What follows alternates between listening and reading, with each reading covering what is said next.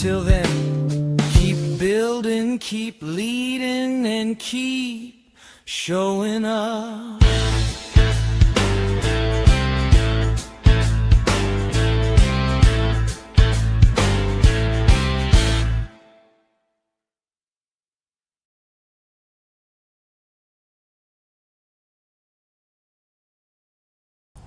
Just let us know when we're... John, I enjoyed your show last time, man. That was kind of hilarious. But you got an interesting story. I got never an heard interesting. before. Oh, you never heard the story? No. Yeah, I got an interesting story. Yeah, we just talked about the family, the kids, and the wife, and stuff like that. That was interesting. I just figured it all out recently. Mm-hmm. Really? Mm-hmm. There we go. I got an interesting. Oh, you never heard the story? No. Yeah, I got an interesting story. So apparently we are live, y'all. Forgive us. Scott, volume. I just figured it all out recently. Again? Really? Okay, y'all. I put Forgive a, us. Purple powder. We are advancing our technology at Dirt Floors, so forgive us as we are going from a ragtag, know nothing about podcasting, to a brand new computer, laptop setup. We've got, thanks to our friend Greg behind us, we have we're gonna have fiber optics next week and much faster internet. Yes. So we are expanding, so forgive us if you get some smaller technical difficulties. Just bear with us, and hopefully we will not have another laptop explode on us. But I am joined here with the regular guest of the show, the father to father, brother to brother man himself, Mr. Greg Robinson, and John Mader, who y'all remember. John, it is a pleasure having both of y'all back again. Rudy Ferguson is supposed to be joining us. We are not sure if he is or he is not. Normally I start the show a little bit different, but today, in honor of what's going on, I'd like to say a prayer for LJ, who is a continuing guest on the show. His mother is in the hospital, and Rudy's dad's in the hospital. So if y'all will take some time, bear with us, and I'm just going to say a quick prayer. God, be with our brothers and their families as they are going through these difficult times. Please bless them. If it is your will, heal LJ's mother and Rudy's father. If it is not your will, God, allow them to know that they are in a better place with you, and give the family comfort through these troubled times. It's in your name that we humbly bow down and pray. Amen. Amen. So, tell me something. How did you enjoy lunch today? That place is top shelf, man. That's a diner, Market Diner. Yes. Market Diner is the second time I've been there, and thanks to you for introducing it to us, to me. And I was just telling Greg how much I enjoyed it. Good Southern hospitality, good Southern food, great sweet tea, the whole 9 yards. It's really a treat. Thank you. Yeah, one of these days we're gonna get Greg there. yeah, most definitely. I'm anxious to go to make it one of these days. But we're gonna get there today. I figured we'd talk about fatherhood. All of us sitting here are fathers. 2 of y'all have grown kids and have made it through the fire with them. Me, I have one last year of high school. Mm-hmm. But we're coming up on Father's Day, and I just wanted to have a day where we could encourage fathers who are going through different things, and how we could maybe impact them and give them what humble advice that we can. And if you would, just start with y'all's experience on being a father and what y'all went through and what it means to you, the two of y'all. And I guess we'll just go around. Greg, you can start. Let me just say this about Greg. I know Greg to be an unbelievable, absolutely top shelf father. He's absolutely a great father, and we should listen carefully to what he has to say. He's been a father for a very long time. I think he had a child at 19 or 20, right? You were very young. No, I was 23 when I had my 23. first child. Yeah. But nevertheless, Greg has put a big effort into being a father, and he's done a hell of a job, and he's got a lot to offer us. Well, thank you, John. I appreciate that. I agree completely. Thanks. There's no book on fatherhood. You kind of, like, I think I said this before, you get, your skills come from how you were raised, right? So you take the good, you try to eliminate the bad, and you continue to, just be there for your children. Show up. Show up, right. If you say you're going to be there, be there. You're going to show up, show up. Every football practice, every basketball practice, every basketball game, every football game. Just being there. Kids they're not asking for the big house. They're not asking for the swimming pool in the backyard. What they want is you. They want their dad. As a kid, that's what I wanted. My dad wasn't around, but I always wanted my dad. So I understand from a kid's standpoint of the importance of having a father there, and I just tried to be there. Nothing more. And I tell people, I don't have an S on my chest. I don't have a cape on my back. I did. Well, you are in fantastic shape. I was. You ain't lying on that. I did what I was supposed to do as a father, and I think as long as we do that, and if we remember that kids didn't ask to be here, and once we bring them here, we have to take care of them until they release you.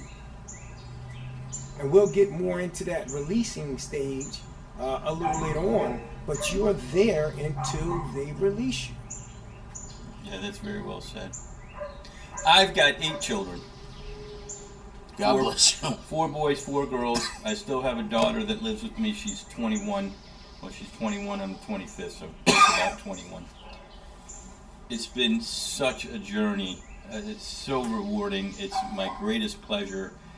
And it's been some heartache, of course, raising children, but it has been a joy and a pleasure. And I'm so thankful that I had a large family or have a large family. I'm so thankful that I had children, and I love my children. I love them all equally. However, as they've gotten older, my relationship has morphed.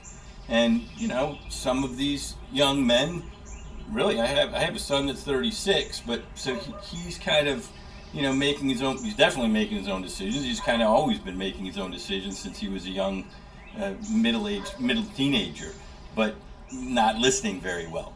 But I have other children that do listen, and that want my attention, want my advice, want my encouragement, and some need it more than others, and some want it more than others. So you invest where you're wanted. And so do you find that is it the girls or the boys that's wanting your attention? Well, I do find that the boys want my attention more, especially the ones that I have a lot in common with, like entrepreneurs. I've got a couple of sons that are businessmen and entrepreneurs, and they want to. They call me regularly, and I think a lot of it is to try to help them stay focused and stay attuned, almost become more like a mentor to them. Right. And yeah, I've become a buddy to these adult. I mean, one of them's 30, one of them's 34. I told you I had a 36-year-old. These are the boys. And then I've got another boy, 26, who just graduated from West Point. We discussed this the other week. West Point's a big deal. How can you not be proud of that? Very proud, but I can help him become a better man. However, West Point instills a lot of these morals and values, and so in many ways he's more of a man than me. I don't want to, he doesn't have any wisdom yet, but he doesn't lie. He doesn't cheat. He doesn't steal. He doesn't. Not that I do all that stuff, but he doesn't even think about lying to anybody. And it's a West Point thing. And so, and I also don't know Army situations, so it's hard to give him advice about the Army. I mean, I anecdotally I know stuff, just from being around, and I have friends that have been in the Army and whatnot. But I love being a father. I absolutely love it. I love Father's Day. Even if I'm not expecting anything from my kids, maybe a phone call, I'm not even really expecting that. It's always nice to get it, but I can reflect on my time as a father.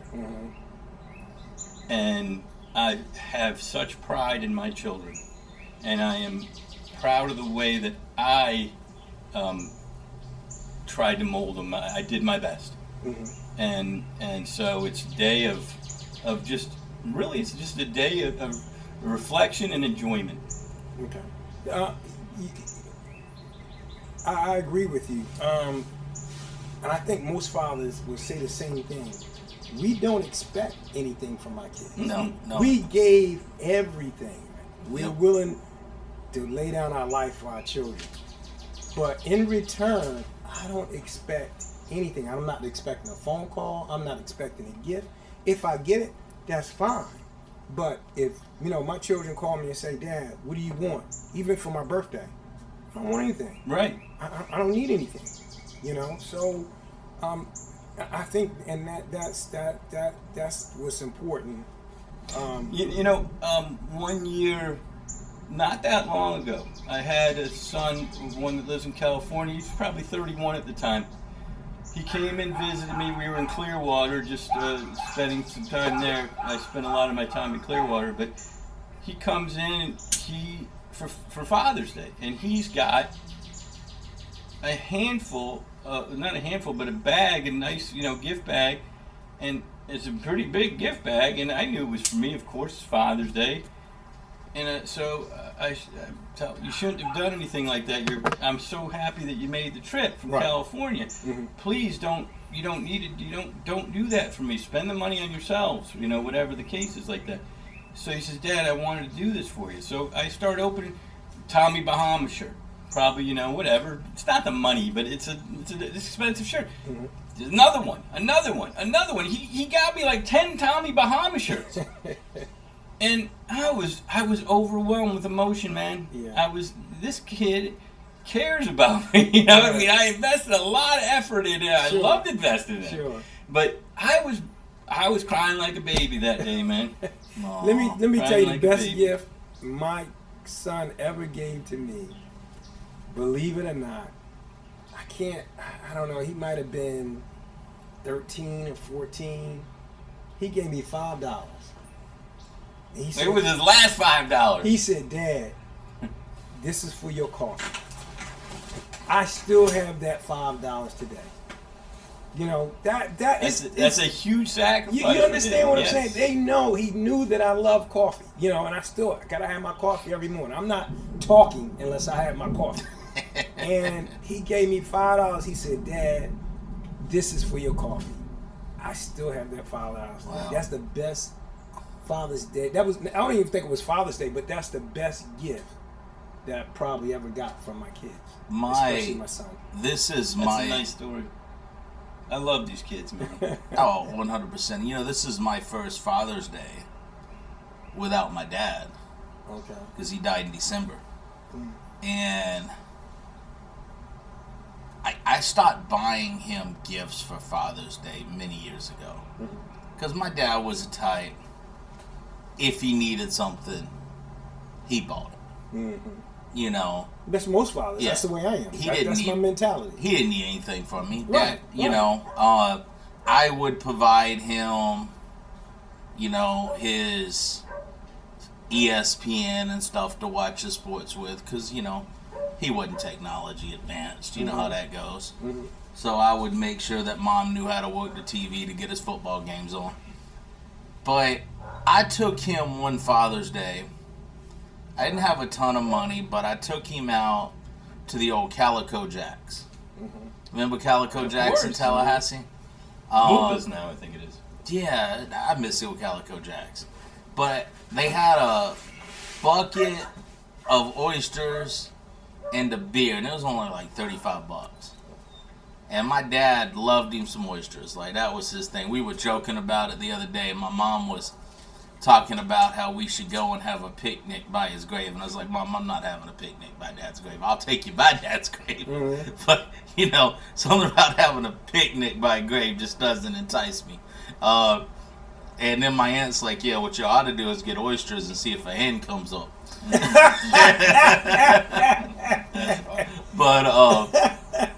But that became my Father's Day, Christmas, birthday gifts. Was that we would always go to a place, I'd get his heart desires and oysters, and you know, that just became our you just fellowshiped with young tradition. And it was, you know, honestly, it was some of the best times I've had in my entire life. You know, you have brothers and sisters? I do. I have 2 stepbrothers and a biological brother, and you know, they're never around, so it kind of, you know, was on me to take him places. And I thought about it this Sunday. It's like, this is the first Father's Day without your dad, that I'm not obligated to do anything. And I'm like, that feels kind of weird right about now. Mm-hmm. You know, not... So I'm going to go down and have dinner with Mom just because, I mean, you know, it's her first Father's Day without Dad. Mm-hmm. So, I mean, I'm sure she's going to be emotional, but... Well, let me ask you this, because Father's Day is always, you know, kind of low on the totem pole, right? National, right? We're last on the totem pole. Is it because of men like us or fathers like us who doesn't expect anything? I think in large part it is. You know, we don't need anything. So if we're not making a big deal, we're not, you know, jumping up and down, then why should somebody else? I don't remember ever asking for a thing on Father's Day ever. Yep. I mean, Dad, Dad, what do you want for Father's Day? I don't want any, I want you guys to be happy. I mean, I don't, you know, I'm not. So yeah, we don't ask for anything. Mm-hmm. Well, I think it's a 2-part thing. I think one, Mother's Day takes place when kids are in school. So think about this for a second, and I only am thinking about this because, you know, I dated the VBK teacher for many years. Mm-hmm. So she would do something special for her kids to take home to mothers for Mother's Day. Mm-hmm. Yeah. So they were getting, they were bringing something, the kids were bringing something to their mothers that the teacher organized. That they did in class or did in school. So one, it's instilled at an early age in the school system, which is cool. Mm-hmm. You know, women are more emotional than we are, mm-hmm. and, you know, so that's cool. And so Father's Day is outside Father's of school. Day's outside of school. Mm-hmm. And then I think the other thing is, we as men move more quietly. Mm. Like, we give our love more quietly. We do things more quietly. Mm-hmm. We don't throw things up in our kids' face like, hey, I was in labor for you for, you know, 6 hours type of deals, you know, or hey, I was the one at your bedside even if we were. I mean, prime example, I was preaching my dad's funeral the next day and found out that he had given up his dream job because I was in the hospital and they didn't know if I'd ever walk again. Mm-hmm. He never told me that. Mm-hmm. Never held it over my head. Mm-hmm. Never once even mentioned it to me. Never even once alluded that it even happened. Mm-hmm. Went quietly to his grave. I found out because Mom told me. Mm-hmm. And said, he told me never to tell you, but, you know, he's dead now, and I thought you might want to know this. Well, he didn't want, you know, as a man, you don't want your children to feel guilty. You don't want anybody to feel guilty of the things that you do. I'm sure we've done things for people we don't talk about. Never talk. We don't have to talk about it. Mm-mm. You know, you do out of the kindness of your heart, right? Because of who you are, and you keep moving. That's what we do as men. Yeah. And as fathers. We give, we give, we give, we give, we give, we give, and we give, until everybody is good, right? Yeah.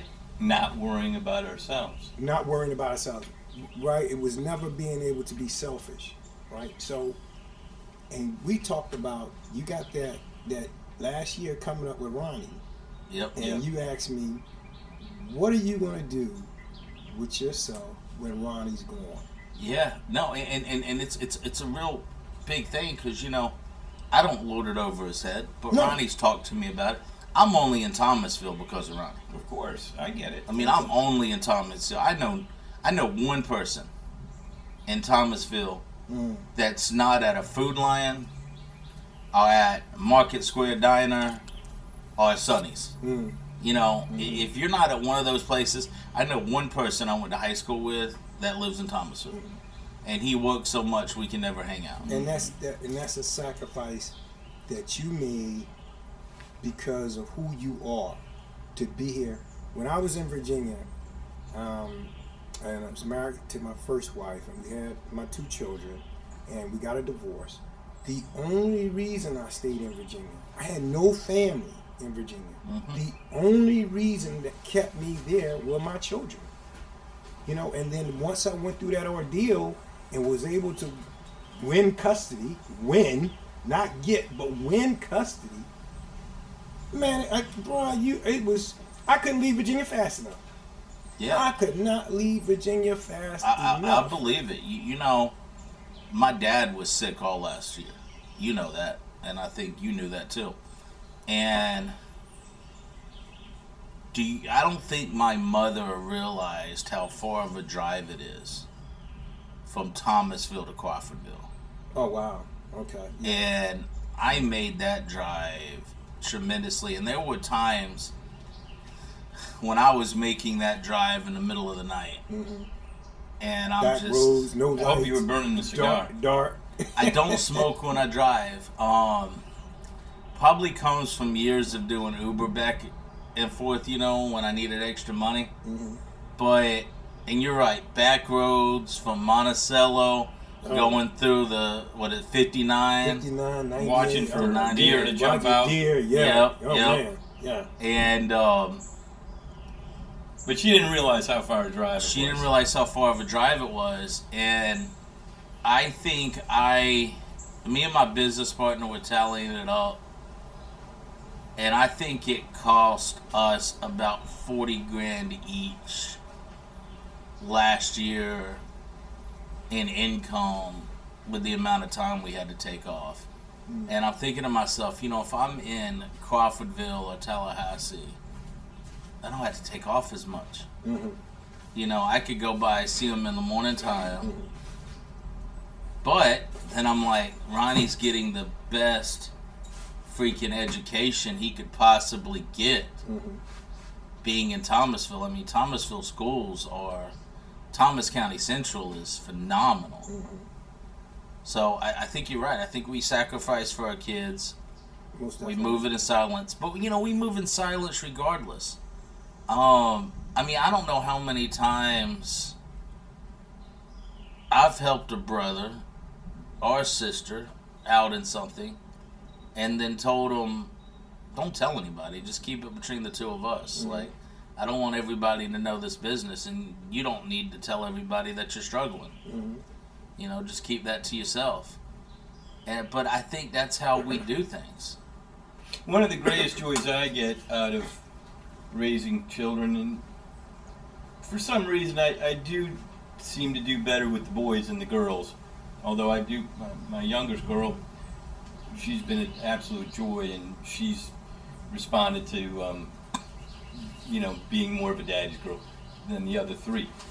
But for boys, I love it when they're jumping off my shoulders. And when they were little guys jumping off my shoulders into a pool, that was a ball. And then figuratively speaking now, jumping off my shoulders and going way beyond any success I've had in business. And it's so rewarding to see them just jumping off the shoulders. Go do more than me, man. Go make a great life for yourself. And yes, I want to be a part of it, but on the same token, they're doing it, man. It's not me that, jumping. They're jumping on my shoulder, and that really brings a tremendous amount of joy to me. Well, you mentioned you're, kind of an advisor, right? Sure. You're an advisor, and that's once, and that's something that you got to look. You'll look forward to is was Ronnie Garvin. He starts progressing in life. Is that now? When I used to tell my son, I'm not your friend, and I'm not your buddy.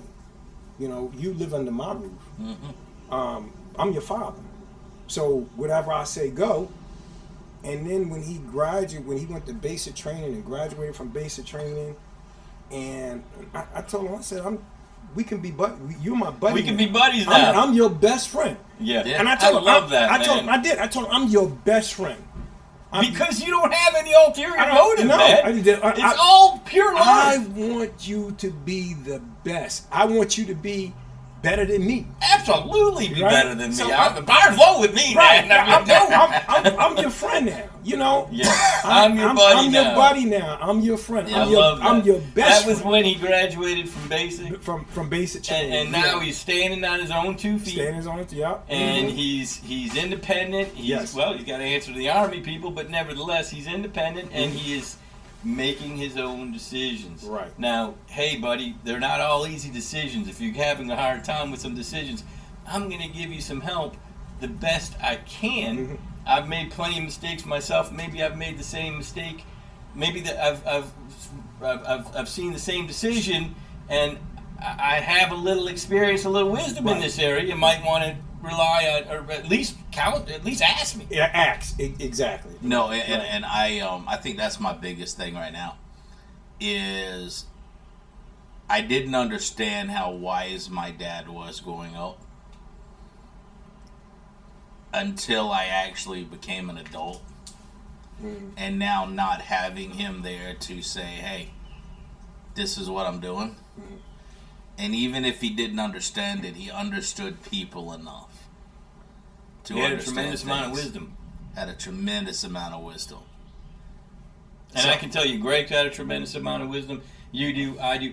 This happens it's just time. It's just time. That's so, a 30-year-old young man, 35-year-old young man, whatever my kids are, yes, they're learning as they go, but they just don't have the wisdom. And it's not something you can just get overnight. It's time. It's time. Well, and I tell you the other thing you learn with time, and Greg has encouraged me to do something I never thought I would do, and that is write a book. So we'll see how that goes. But as I'm piecing together the book, there's one thing that comes out of it. I was an arrogant, prideful young man. So many of us were. I am a pretty humbled, middle-aged guy. And I'm looking back on my life, and I'm like, man. And a buddy of mine asked me, he said, what do you think the one thing that's changed from you being 20 or 25 and now? And I'm like, dude, I don't mean to sound prideful in this one, but I'm a lot more of a peacemaker. A lot more of humility. A Like, lot more patience. a lot more patience with Humility. people nowadays. Humility. That's the difference. Humility. It really is. And it's, if I could teach one thing to my son that he would pay attention to, but he's not because he's 17.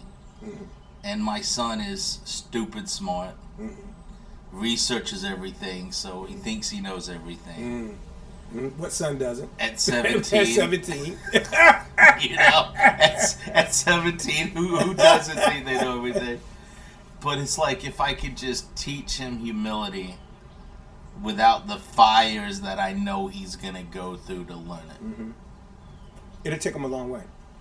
It will. Humility will take you a long way. And I would say as a child, as young man coming up, I've always had humility. I've always practiced because I come from a single parent home in the city of Philadelphia. We didn't have much. We didn't have much. So we were taught to appreciate what we have. You know, it may not have been the Nikes, it may not have been the Converses that the other kids had, but we had shoes on our feet. You know, and that teaches you humility. You know, she couldn't afford what other families could afford. Yeah. She was a single mom. Single mom. Your whole way, or yeah. most? Yeah, the whole way. She got remarried. She got married. I don't think my dad and her were never married. The story about a little background about that is they were raised here in Monticello. Oh, I didn't know that. Yeah, my dad was a few years older than my mom, so when he graduated, he had a family that lived up in Philly, and so he went to live up in Philly, and came back and asked my grandmother if he could take my mom to Philly, and he would marry her and all of that. So of course he got the blessings from my grandmother, and he didn't hold up at the end of his bargain. You know, he didn't hold up his end of the stick. So he got my mother up there and never married her. And then in the midst, you know, I was born. So, but they never would marry. And then she finally got married to my stepfather, who was very abusive. Very abusive. I'm sorry, man. You know, I'm sorry for her. You know, as you know, 7, 8 years old, you know, what can I do with a grown man who just sit there and literally watch him beat my mother like she was a man? You know, absolutely. Always it's the weekends. It was just what it was over. I have no idea. You know, as a child, and of course your parents try to, you know, your mom or your parents try to shield you from things like that. But I got to see this, you know, with my own eyes, and you know,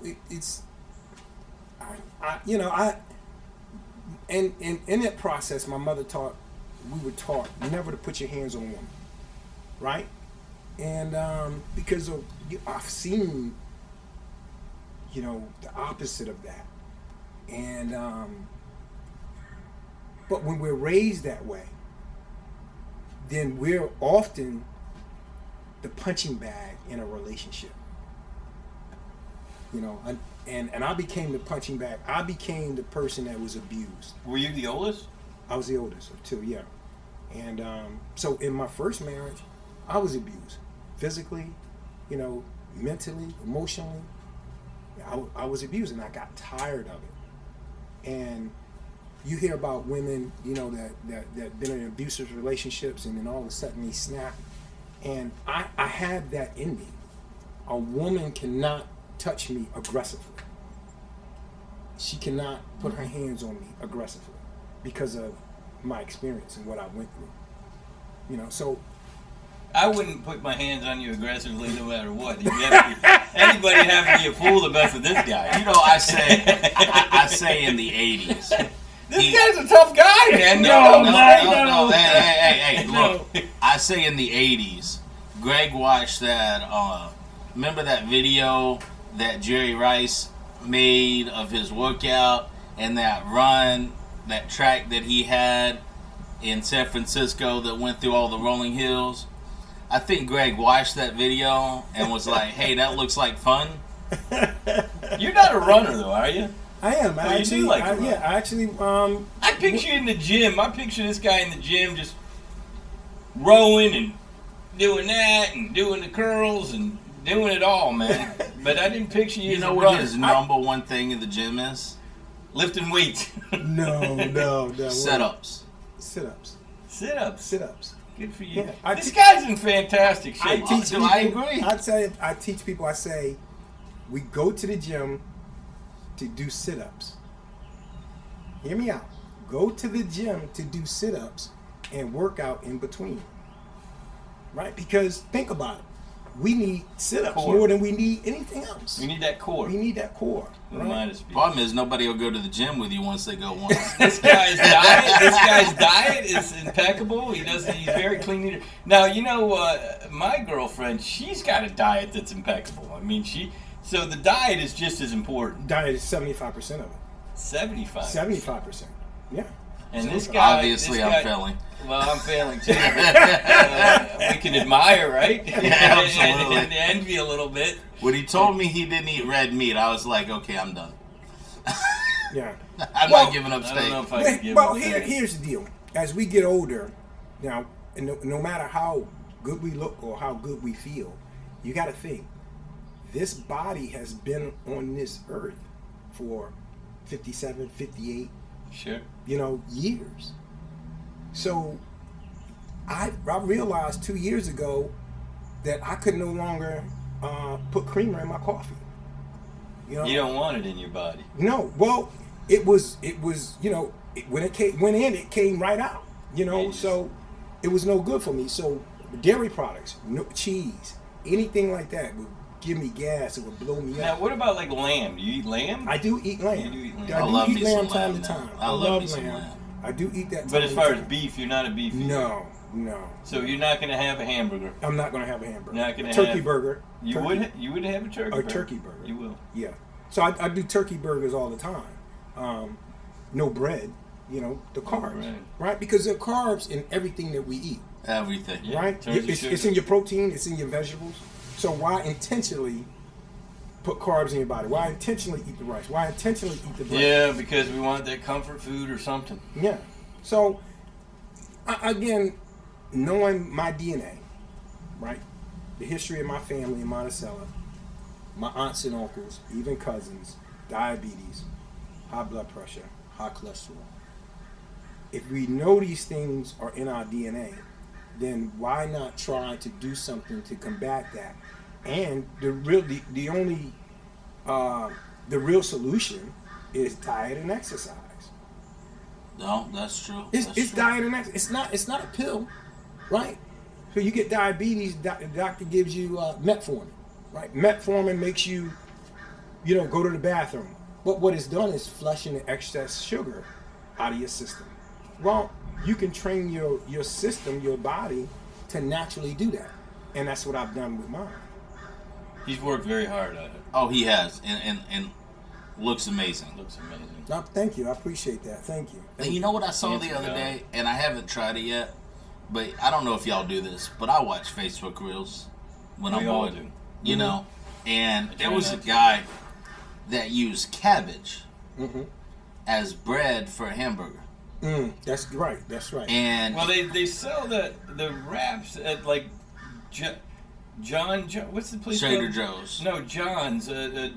Jimmy John's. You can Oh, get Jimmy you can John's. get your processed chip turkey wrapped in lettuce, not Okay. cabbage, Yeah, but lettuce. But Yeah, this was lettuce. he took an actual head of cabbage, and he cut it up like you would Bread. bread, Mm-hmm. and he put a little bit of butter on it, Mm-hmm. a little bit of garlic, Mm-hmm. a little bit of salt, Mhm. and then he grilled the cabbage on a charcoal grill. He actually grilled the cabbage. Grilled the cabbage, and then put it on the plate. And I'm thinking to myself, okay, well, what's this cat doing, And then he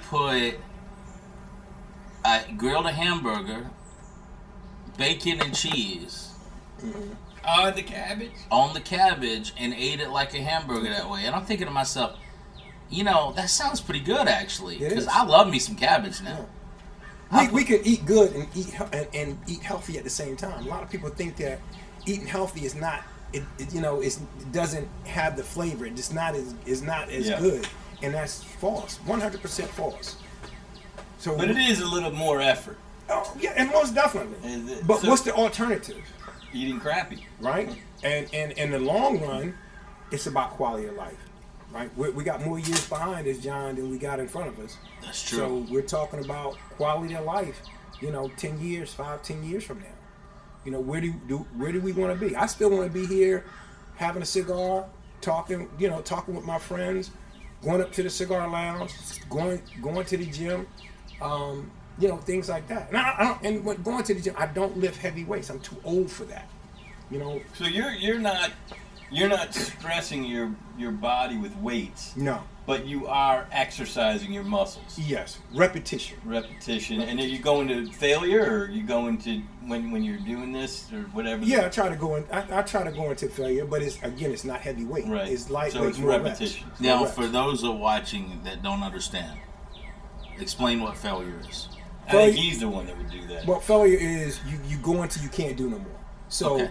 let's just say for if I'm going to do curls, I'll do maybe a 60-pound bar, and the exercise is called 21s. So you do kind of 7 here, 7 down here halfway, and you do 7 from all the way down here all the way up, right? So you do that about 3 times till you get just sets of 21. 3 sets of 21 until you starting to feel it. Yeah, of course. Your third set of that 21 is like you're struggling, and you may not even get there because failure, right? But it's, again, you're talking about a 60-pound dumbbell with 2 arms. It's it's not. And you don't want to get hurt. You don't want to get exactly. You don't want to get hurt. We take too long to recover. But to answer your story, my background was basketball. I grew up playing basketball. I had a scholarship to community college, and I earned a track scholarship. I did not know you were a runner. Yeah, Yep. a distance runner. So I went to college on a track scholarship as a distance runner. So running is basketball is my heart, but running was a gift. Is my gift that I tapped into my senior year in high school, and it earned me a track scholarship. God bless you. Yeah, so I love running. So going to the military, going to the army, I was like a challenge. But How long did you do in the Army? I did 3 active and 3 reserve. That's an investment. Yeah, and God bless you and thank you for that. and I was service. looking, man. My high school record in the 2 miles was 9 minutes and 34 seconds. For 2 miles. 2 miles, That's 4.5-minute miles, basically. basically. Yeah, 9 minutes So and 34 2 seconds. sub-5-minute miles. That's moving. Yeah, That is moving. and that record still stands today in my high God school. bless you. Yeah, Mm. I did not know he was a runner. yeah. Well, he mentioned something about, living longer to enjoy cigars. One of the other things about fatherhood that I enjoy is I enjoy smoking cigars with my sons. Oh. And I know I talk about my sons more than my daughter, but my daughters, but these sons, they do enjoy the cigars. And so, Will, 2 of them live in California. I'll be on the phone with him on my patio, and he'll be smoking a cigar. I'll be smoking a cigar. So we're not on FaceTime, but we're chatting and enjoying our time together. That's nice. That's nice. That is very nice. I would love to get to that point. Yeah, I You would will. love to- You will. to be able to share a cigar. Yeah. With your son. That man. You know, that's That a is a blessing. lot, and That's a and blessing. the other thing is I raised. My second oldest son, he was 17 when I my ex-wife and I divorced. But I wouldn't smoke a cigar, so I had 2 more boys after that. I wouldn't let them. I knew they were doing up to no good at times. Of course, I'm not an idiot. I know you guys are up to no good. You might be having a beer too young, might be smoking cigars too young, whatever the case is. But I refused to have a cigar with them until they were 18. When you're 18, we're going to share a beautiful cigar, and because I knew they liked cigars. They always were intrigued with me smoking cigars and whatnot. And so it was a big rite of passage. When I turned 18, now they had already smoked cigars, but not with me. Right. And that day they turned 18, and we smoked cigars together. That's a highlight, man. It really is a highlight. I really You know, enjoyed it. and I made him wait. And I could have smoked a cigar with him at 17, whatever. But I mean, we're gonna do it right. Do it right. That's right. No, I get it, man. There's what's his name, Mike, at the cigar lounge. His son always comes in and hangs out with him. Young Thorpe. Yeah. Yes. Young Thorpe. And I like watching good him. one. By the way, he's coming on the show in July. Huh? Oh, okay. Yeah. Who's that? Mike or his son? Mike. Mike. Okay. I think his son's actually coming with him. His son wants to come with him when he comes. But I started talking to him about wine. Oh, he's a sommelier. He's an expert. Yeah. Mike is. Yeah, you know. Yeah, I know Mike. Yeah. Yeah. And he, I asked him, about a wine for a certain young lady, and he goes into it and was talking about it, and we started talking, and me and him had never really had major conversation because I love the guy, but sometimes he's hard to talk to. But his life is pretty interesting. Okay. Some of the things he's done.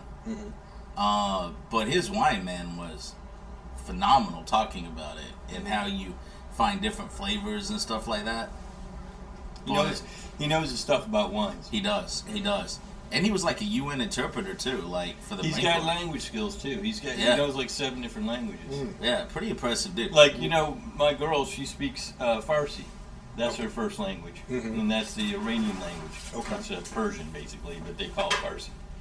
And he doesn't know Farsi well, but he knows Farsi.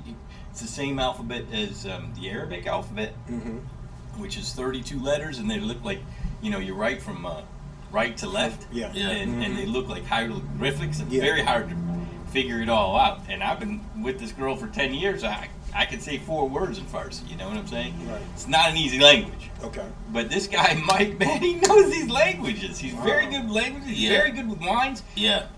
He's a pretty smart guy. But I love the fact that his son, as you called him, young Thor, comes in and he'll pour his son a glass of wine, give his son a cigar, and just hang out with him. I love that. Yeah. Well, I mean, what dad wouldn't like to be able to hang out with your son, in your passions and the things that you like to do? That's a blessing. When Jesse was living here, my son, and now he's in California, but when he was living here, he'd come play poker. And these guys would look at me, all the men around the table, John, you are the most fortunate guy on the planet, man. I wish I had my son here to play smoke cigars and play poker. Play poker, yeah. And yeah, that was a big. Isn't that just amazing how, as fathers, it's the simple things that we truly enjoy. That's it. Simple. We don't want. Simple. I encouraged my son to buy a Father's Day card for his stepdad. Okay. Who's been a great dude. Really is. Is he an actual father? Is he a biological father as well? No. So Ronnie is basically his only child. So he's your child, but I get it. Yeah, but it's okay. I get it. I don't mind. Michael's been a good stepdad. So you encourage him to buy Father's Day card? Encourage him to buy Father's Day. I've invited Michael out to dinner with us for the last 2 years on Father's Day.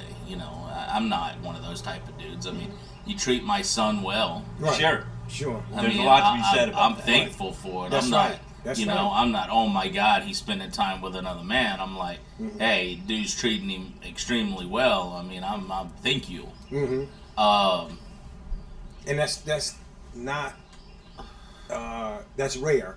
Because there's a tremendous amount of abuse from fathers, Right. stepfathers. Yeah, that's rare. Tremendous And amount. it's amazing to me to hear that because You got a good stepfather. And I was raised by a stepdad who I called dad, who married my mom when I was 3.5 and was the, This is the gentleman that passed in December. Yeah, greatest man I've ever known in my entire life. I mean, But what I don't understand is why would you marry a woman with kids and then abuse the kids? I mean, because, we could get into you should never abuse women. Everybody says that. But why would you marry a woman with kids if you don't want to treat the kids like yours? Well, the question is, and I think it comes from a man that doesn't have kids. So really, if he doesn't have anything invested in that child, if the child is not his. It's not unconditional love. Yeah, right. The love is conditional based on the mother, right? But how can I be a father to somebody else's kid and I'm not a father to my own kids? That I've never understood too. You see? Like when a woman, and this happens all the time, and we've talked about this on the show. It's the reason why you didn't want to have any more kids, and it's the reason why I probably didn't want to have any more kids as long as Ronnie was at the house too. Is I never understood the women that get married to a man with kids and then don't encourage that man to be a father to his kids. But it happens all the time. All the time. They're more selfish, more selfish, and more selfish, and in their own kids. Yeah. Now we're gonna take a short break. I want to say Happy Father's Day to all the fathers that are watching this. Also, hit the like, subscribe button. We are a newer podcast. This is our 9th episode. Mm-hmm. John, if the laptop blows up this time, it's your fault. I'm not doing this. It's on John. I was going to bring a fire extinguisher today. But hit the like, subscribe button. If you haven't checked out Father to Father, Brother to Brother, it is on Amazon. Or you can go to www.grobinsonpublishing.com, where you can get a synopsis of the book and also a great video trailer. And also, if you are in the need for Medicare or life insurance, go to TANN Insurance Group on Facebook. Leave a message or call the number and we will get back to you. We're going to take a short break and come right back.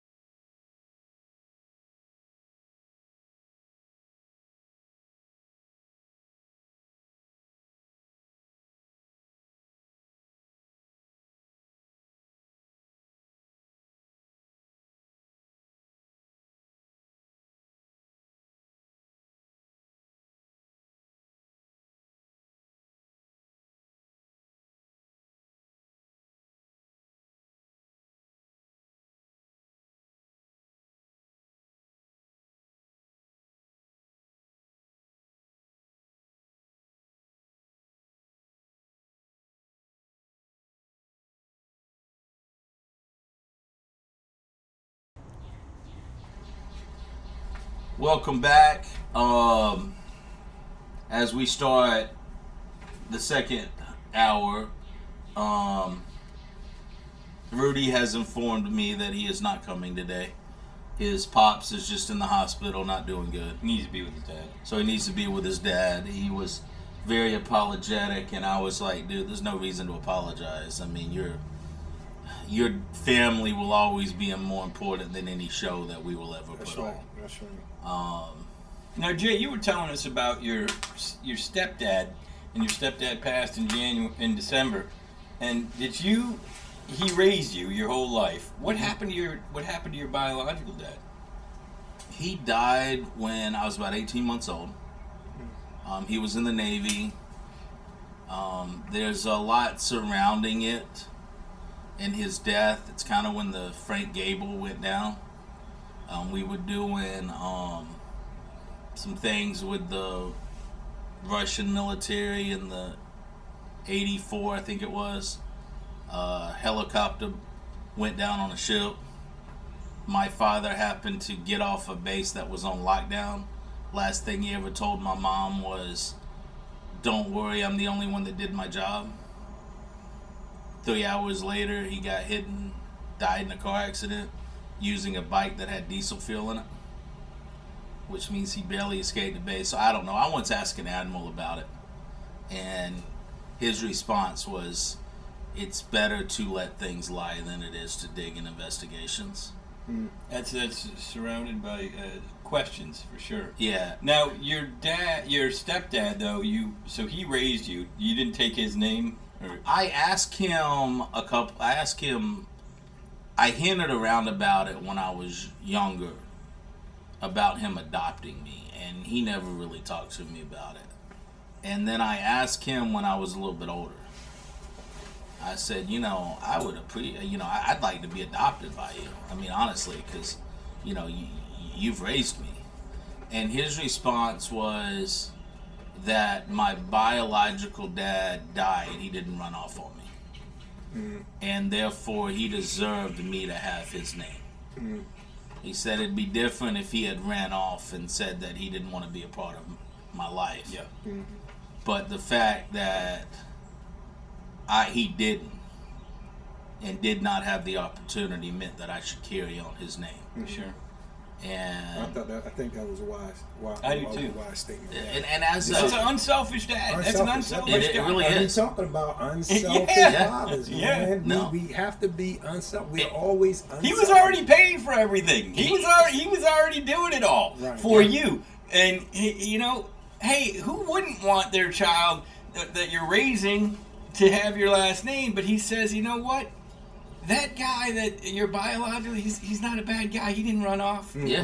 No, and he and it's best that you keep his name because he did not. He was trying to do the right thing, and I'm not going to take that spot. Right. Well, and looking back on it, I kind of just brushed it off and kept going as a teenager, But as an adult, I look back on it, and he would have faulted you if you would have called me his stepson. I mean, he didn't treat me like a stepson, didn't raise me like a stepson. He raised me, like I was blood. And it probably would have meant the world to him for me to have his last name. But That's a special kind of dad, man. He didn't Really have was. to do it. No. He did not have to do it. And he did it. And he did it as best as he could. And, he did it unselfishly. That is a great man. He was a, honestly, probably the best man I ever met. And we butted heads some as teenagers when I was a teenager. Of course. Of course, man. You a boy. And I always say growing up, I felt like mom had my brother. My brother was the perfect child, the, straight A student, never got in any trouble whatsoever. And it kind of felt like I had dad. Not that mom didn't love me, not that me and mom didn't have a great relationship, but I knew I was always a disappointment to her, I was a kid that a would... disappointment to her. Oh, no, I was. No, I man. would, She was proud of you. I would get in fights. I would... That's your personality. Everybody's got a personality. You know what? You can be a sneaky SOB kid, or you can be a confronting, confrontational type. There's and everything in between. You got a personality. She wasn't. Just not proud of you. Right. Yeah, No, but I got it. I got in trouble a lot growing up, and there was my brother, Mr. Perfect. But with Dad, it's kind of like he understood me. And I think that goes back to man who baptized me, Brother Tommy, and he once said that only a man can raise a man. Mm-hmm. I largely agree with that. I agree. Yeah. Yeah, I agree. And he once said that there comes a point in time when a son looks at his mother and says, "You can't force me to do anything. There's not a darn thing you can do to force me to do that." I don't know. Dad, on the other hand, there's always going to be a piece of his in the back of the head that says, "You know what? I might not be able to take the old man." I had that. I've always had that in the back of my mind with my mother. I never, ever, Yeah, you ever were raised by a lady. in my life You weren't gonna talk back to my mother. Your mom was tough though. Or even try. Yeah, tough. To raise boy, you gotta be a tough lady. She's got to be tough. It's Yeah. especially. So that's why I said I largely agree with you. There are unique There women always are. that can do it. Sure. Absolutely. But I think those women are gone. Mostly gone. They're gone. In today's time, a woman can't raise a man. No, because I think I think the difference is your mother understood manhood and understood what it took to be a man, because she was probably raised by one and was probably around them back then. There were men. She had her mom and dad. She was raised by her mom and dad. She had eight siblings. Okay. So, mom and dad was there. And then you also talk about your best friend's dad, Yeah, who was very instrumental. right. Tyrone Wilson. Yep, Philadelphia, PA. Yep. That's Raised by his mom and dad. My best friend used to go over the house, but his dad was the epitome of father, of That dad. is so nice, man. Yeah. So, when you're raised, when you don't have that father figure in your life, you're always looking and I would say observing, men, and it's a blessing that I've had good men in my In your life that I was able to learn from. Learn from watch. Just watch. Just by watching. So cigars. I started smoking. I think I got it when I got out of the military and I was working. Started working every Friday. I stopped by the cigar. Never smoked cigars in the military, right? Never really seen it. But all of a sudden, every Friday from work, I would stop by the cigar cigar shop, and get a cigar. And for the life of me, I just don't know where it came from until maybe about 4 years ago, and I realized my uncle, who was didn't have any kids of his own, married my aunt who had 4 kids, and raised them like they were his, and took my brother and There's I. a special place in heaven for these guys, and man. took really my is. brother and I on vacation with them. When they went on vacation, he took us to work with them on Saturdays. Taught us how to get up and go to work and things like that.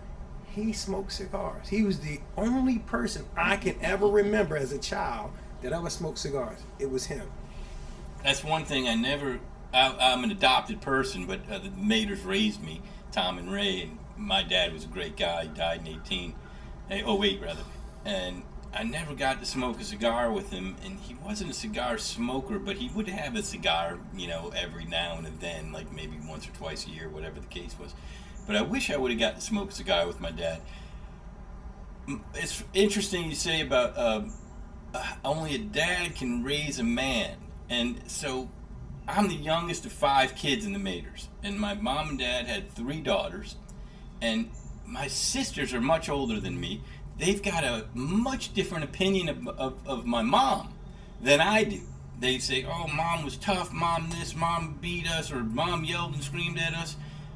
I have no recollection of my mom ever yelling at me or never giving me a hard time about everything. And I asked her about it, and she said, well, your dad and I came to agreement that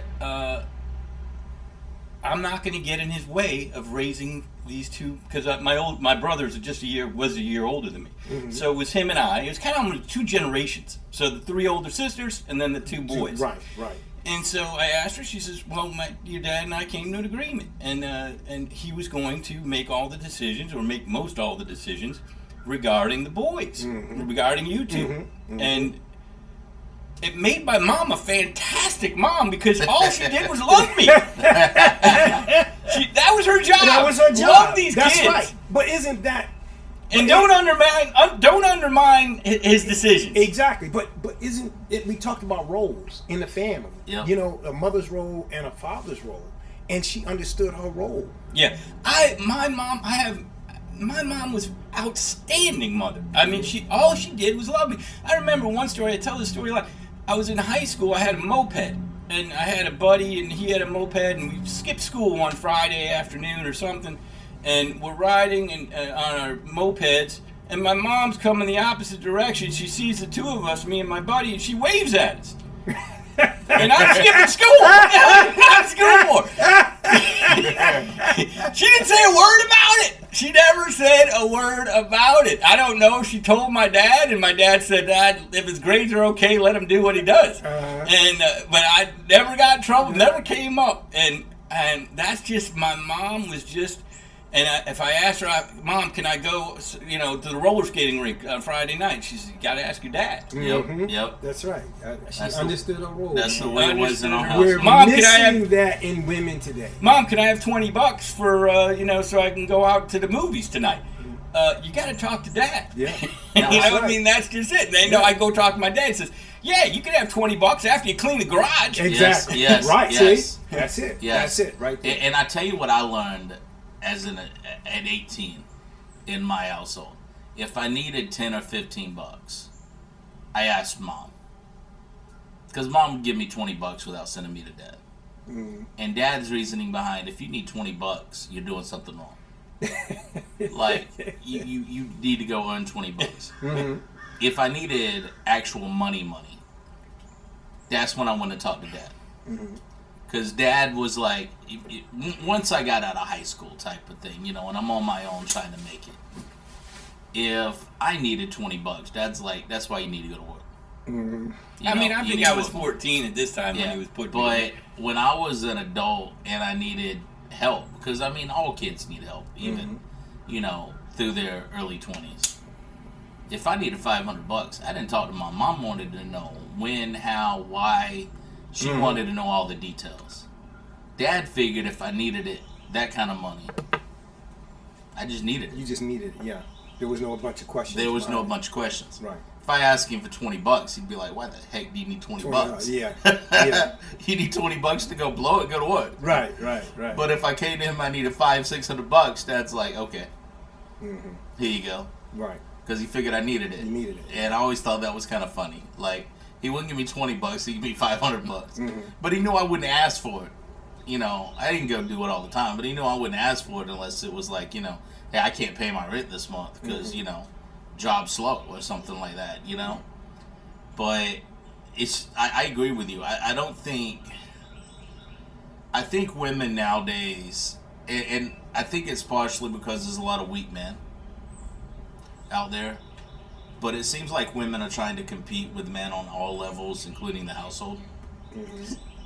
And I think we need to get back to the ask your father type of women and type of roles. Because if we want to do anything, it was always ask your dad. Dad had the final say in everything that happened in the household. And, my mom was, she had an opinion on what she wanted to do. But at the end of the day, it was up to Dad. Yeah.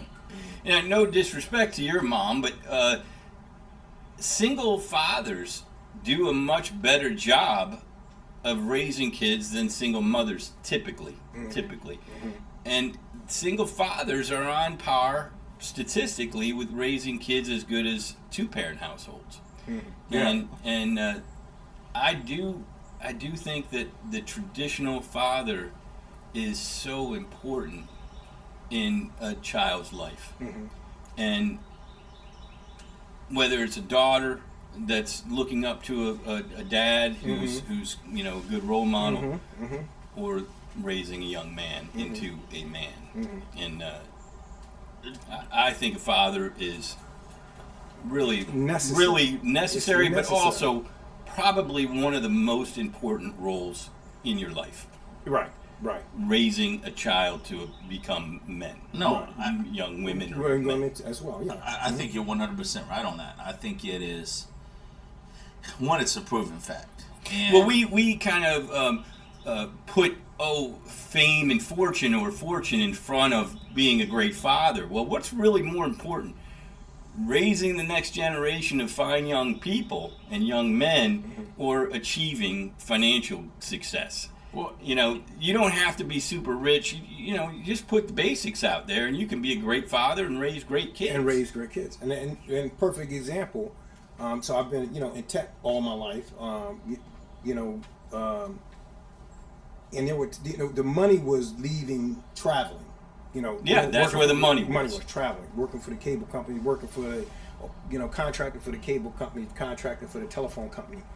And then when I moved to Monticello, I was not going to do that kind of work, knowing that it was going to take me away from my kids. So you sacrificed the finances. I sacrificed the finances. Yeah, I could have made A lot triple more. or double the amount of money that I was making up, but I found a way to make money, a decent living, and be at home every night, and be at every game, and be able, to take them to practice or whatever the case may be. And You put your family first. you put, as fathers do, as no, we do. I agree with you. And my business partner is the one that is handling the tech side of things for us. And me and him have talked about it. I mean, we could go back into the corporate world as far as insurance goes.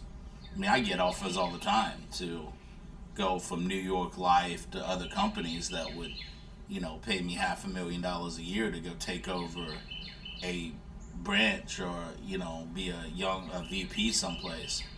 And I look at it and I'm like, that'd be 80, 90 hours a week. Mm-hmm. My son's a senior in high school. Mm-hmm. So I think I'll stick with the, 80 to maybe $100,000 Mm-hmm. and be with him at all times. And, it allows Scott to be home every night with his kids, which one of the things that he always strives, and I'll give a shout out to Scott. There is a certain time every day that Scott's like, I'm done working. Doesn't matter how much money we're making. Doesn't matter where we are. Scott's like, I'm done, because even if I can't get there in time to eat with my girls, me, his son's only one right now, so a little bit different situation. It's still important. But his girls, he's like, I'm going to get home, and I'm gonna be there when they go to bed. Right. And it doesn't matter whether we are working 2.5 hours away or 30 minutes away. He's already got that figured into the day. When he's knocking off and he's gonna be with his girls. And I'm like, that's a great sacrifice. And That's a great priority. it's a great priority. And I mean, his girls love him. Every weekend when we get back in the car on a Monday, he's talking about all these things that he did with them, whether it was a Tallahassee museum or they got like that bouncy place that they like to go to. And I'm looking back, I'm thinking about it, I'm like, his girls are never going to forget that. Because, that's what I remember That's with right. my dad. Right. Was it was throwing the football after work and school. It was going fishing on the weekends or going hunting or whatever, He taught me how to be a man. Not through amazing words of wisdom, but through actions. Not through gifts. Not through money. gifts. Right. Just being there. And I'll never forget. I'll never Being forget. around. We didn't have a ton of money growing up. Like most of us did. We weren't poor, but we were lower middle class. But I grew up in the country. All of us were lower middle class. You talk about going to school and kids having Nikes. Ain't nobody had Nikes when I was in school. Shaq remember the Shaq shoes that came out? That's a great father. Probably my Yeah. yes. What did Shaq say? 2 degrees and no cheese. or something like that. He told his kids if they wanted any of his money, they had to have 2 degrees first. Oh, okay. Okay. You know, but I never forget. I started playing football in middle school, but you know that didn't really matter that much. But I know when I got to my freshman year, and I needed new cleats. My mom was going shopping with my aunts, and she bought home some just. She didn't know any better. You know, just. She brought home like golf shoes. No. Right. What was She it, brought Jay? home some cheap cleats. They were low, you know, didn't protect anything. Right? And I'll never forget, Dad said a cuss word and then told me to get my ASS in the truck. And my dad hated shopping. I mean, my dad hated shopping. Like, he hated shopping. And he took me from Crawfordville to Tallahassee. And he bought me, I think he spent $150 on the cleats. The most expensive pair of shoes I ever owned till I got out on my own. Right. I could buy my own shoes. And he bought me a pair of high-top Nikes because he said that his son wasn't going to break an ankle because he didn't have the proper cleats. And they were so well made that when I stopped playing football, I actually gave them to a guy coming up in the freshman year. And I think he wore them for 2 years and passed them down. Those shoes got worn by like 3 or 4 different players throughout the years.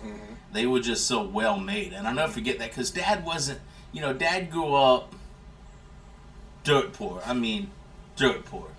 He was there was a sister, and then there was him and his twin, and then there was 10 other children.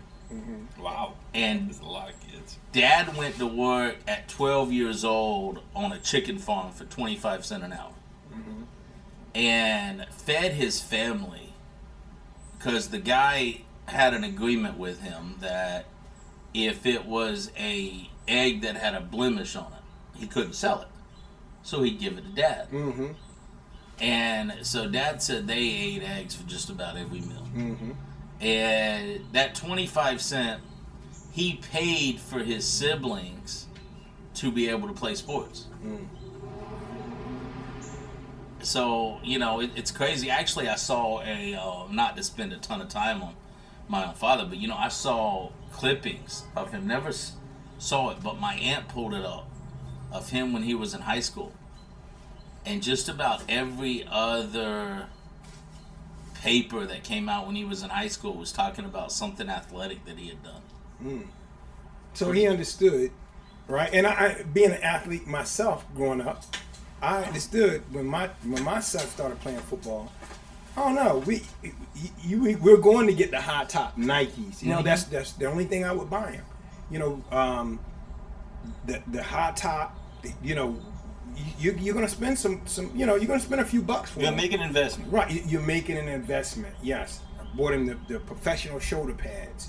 You know, the button and cheek pads and stuff like that. You know, because again, I understand what it is to be protected out there. And you know, my mother, you know, growing up as a athlete, my mother never made it to one of my basketball games. You know, And my father wasn't around, so she didn't have a choice. She had she to didn't have a work. choice. She had to work, right? So you know, and again, that is, I guess, why I wind up being who I am as a father and being there for practice and being team dad and being coach and things like that, because I didn't have those things growing up. You know, what child wouldn't love to look in the stands or on the sideline and see your mom and dad? Yeah. You know, or you know, just I mean, I think that would just take your game to another level. Yeah. No, I agree. You know, and I was blessed, especially looking back on it and hearing like your story and your stepdad, and knowing what I was blessed with, because they didn't miss a single event ever for anything that me and my brother did. There was nothing that they didn't show up for. And so yeah, no, and I was bound and determined I wasn't gonna miss anything at Ronnie's. Well, Ronnie appreciates it. Yeah, he does. Ronnie You can appreciates it. It's a big tell. sacrifice, and he appreciates it. You know, you talk about entitlement to kids.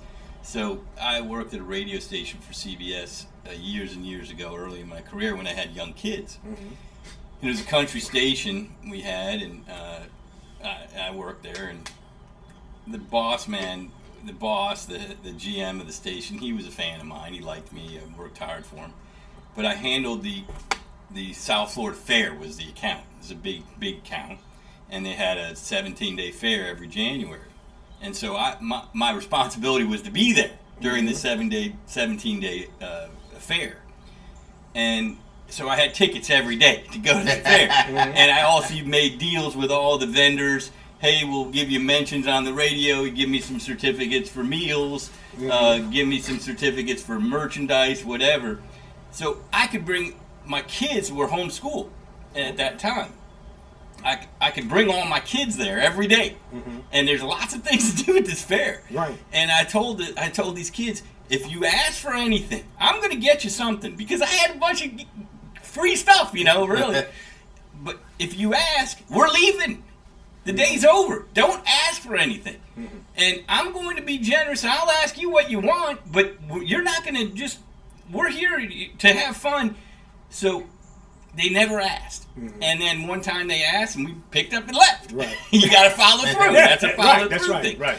But then the fair's over, maybe a year or two later, and my boss, we're at a Disney on Ice event. Because when you're in the radio business, you get a lot of perks like tickets and stuff. So I was able to take my kids to a lot of things for really no money. And he liked me so much, man. This boss, he sat behind me at Disney on Ice with his family. I was in front with my family, and his kids are asking and asking and asking for stuff, and he's going to his pocket and buying and buying and buying, and these are just trinkets. Yes. Who even wants these trinkets, Right, and they're just a bunch of noise-making crap and lights flashing.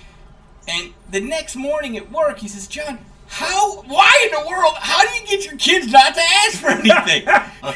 He was so impressed with my kids not asking. Right. And I told him the story, and he's like, I don't think I could have taken them away. I said, they're going every day. His name was Lee Strasser, great guy, great father. And but I try not to entitle them to, you're not entitled to anything, man. You take what, I'm going to give you a great life, the best that I can do. Best you can get them. Right. And just be grateful with what you get. And so that was I'm very proud of that they never asked for anything, and my boss noticed. So Right. No, it's a great story, and I think it goes back to you didn't play the radio with them. You let your yeses be yeses and your noes be noes. Right.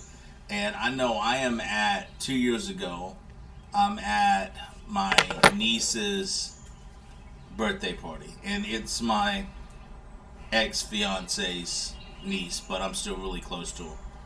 And she is throwing an absolute fit over something. Little Miss Attitude's got an attitude that day. And her dad, God bless him, is trying his best to negotiate with a 10-year-old. Oh, no. And I'm staying out of it, because it's her dad, and I'm trying to let her dad handle it. I finally have enough of it, where Uncle Jay can't take it anymore. And I just looked at her, and I said, Kira. She said, yes, Uncle Jay. I said, that's enough. She said, yes, sir. And he looked at me, and he said, how'd you do it? I said, it's quite simple. She knew the next words out of my mouth was we were going to hand all of those presents back to everybody. And she wasn't going to get a single present, and she wasn't going to get any of that money that people had given her, because I was done playing the game. And I said, that's all you got to learn, man. I said, she learned from me the first time that we hung out that I didn't play that, because her aunt would do that. She'd cry. Her aunt would give in. Yeah. And I told her 4 years ago that ain't how Uncle Jay does things. And kind of taking your model. You know, I took her on vacation with us. I took her to, you know, when her aunt was studying for her master's, I'd go over there and take her out and we'd get ice cream together. I mean, How do you teach them to be grateful? you know, and I just think you teach them, I think it starts with respect. And I think when you look at a lot of kids nowadays, and I won't say the younger generation, because I do believe that my son's generation is growing up with a lot more respect than the 22 and 30-year-olds did. Because I think a lot more men have realized the mistakes that were made with that age group and have stepped up to the thing. In fact, there's a crazy book, and you know me. I read studies and different books and different things just because I find it interesting. And there's a guy that wrote it. It's called Every Other Generation. And he points it back from the hippie era. And he says the hippies raised their kids. Their kids raised disrespectful kids. And their kids raised disrespectful kids. He said, but the generation before the hippies, you know, that 10 years before that, raised respectful, disciplined kids, who then raised respectful, disciplined kids, who then raised respectful, disciplined kids. And he says that since the hippie era, you can take it every 10 years, yeah, those kids come out disrespectful, horrible, generation, and then the ones following them and the ones right before them are complete opposite. And you know, when you look at it, there's something to be said for that. So I admire Ronnie, and I admire the great job that you've done with him. But I don't know too many kids like Ronnie that are, you know, at Ronnie's level when it comes to respect and you know, just a all around good kid. Yeah, he gives you a firm handshake, looks in the eyes. Exactly, He does. And the generation, you know, I've coached in the high school and substitute teach, substitute. God taught, bless you on that one. And those kids are no discipline, no respect whatsoever. You know, so you know, I don't see it getting any better until you see a kid like Ronnie. Yeah. You know, so Now- and then you're probably around. You know, Ronnie's friends are probably going to be mimic some of the same characteristics that he has. Yeah, Ronnie's got a friend who was actually here when John was here last, and just a great kid. Been through a lot. He's a great kid. Nice Mom kid. died. Dad's dealing with health problems. I didn't know his mom died. But it's just the epitome of just, I want to talk about gratefulness. In fact, there's times I have to tell him, hey, dude, it's okay. Stop being so, you know, like, thank you, yes, sir, that kind of stuff. I'm like, you know, I'll give him a meal when we're out and about. I'll tell you, Wednesday, poor Scott over there is trying to figure out how to set up stuff. And he is spending hours on it, not getting. I'm like, hey, you want me to call Jaden? Ronnie's at school right now, but I'll pick up Jaden. Ronnie's like, Scott's like, no, I'm gonna do this. Eventually, Scott's like, yeah, let's go pick up Jaden. And we pick up Jaden, and you know, my thing is, hey, look, if you're coming to help me, I'm either gonna feed you or I'm gonna pay you. You know, that's just the way I am. It's the way I was raised. And this kid is so grateful for everything. He's like, no, I don't need anything. I don't need anything. I'm like, look, well, we're going to stop and get a snack. So you might as well get a snack with us. And he's just such a great kid. When you hear the rain coming down, we are underneath the tin roof, and we are in South Georgia, North Florida, where it rains just about every day in the summertime. Dirt floor talk. That's it. I don't see any leaks. No leaks. We're No. not gonna leak. It's Yeah. pretty good. Now, if it rains long enough, we'll have a river that runs straight through The there. river runs through it.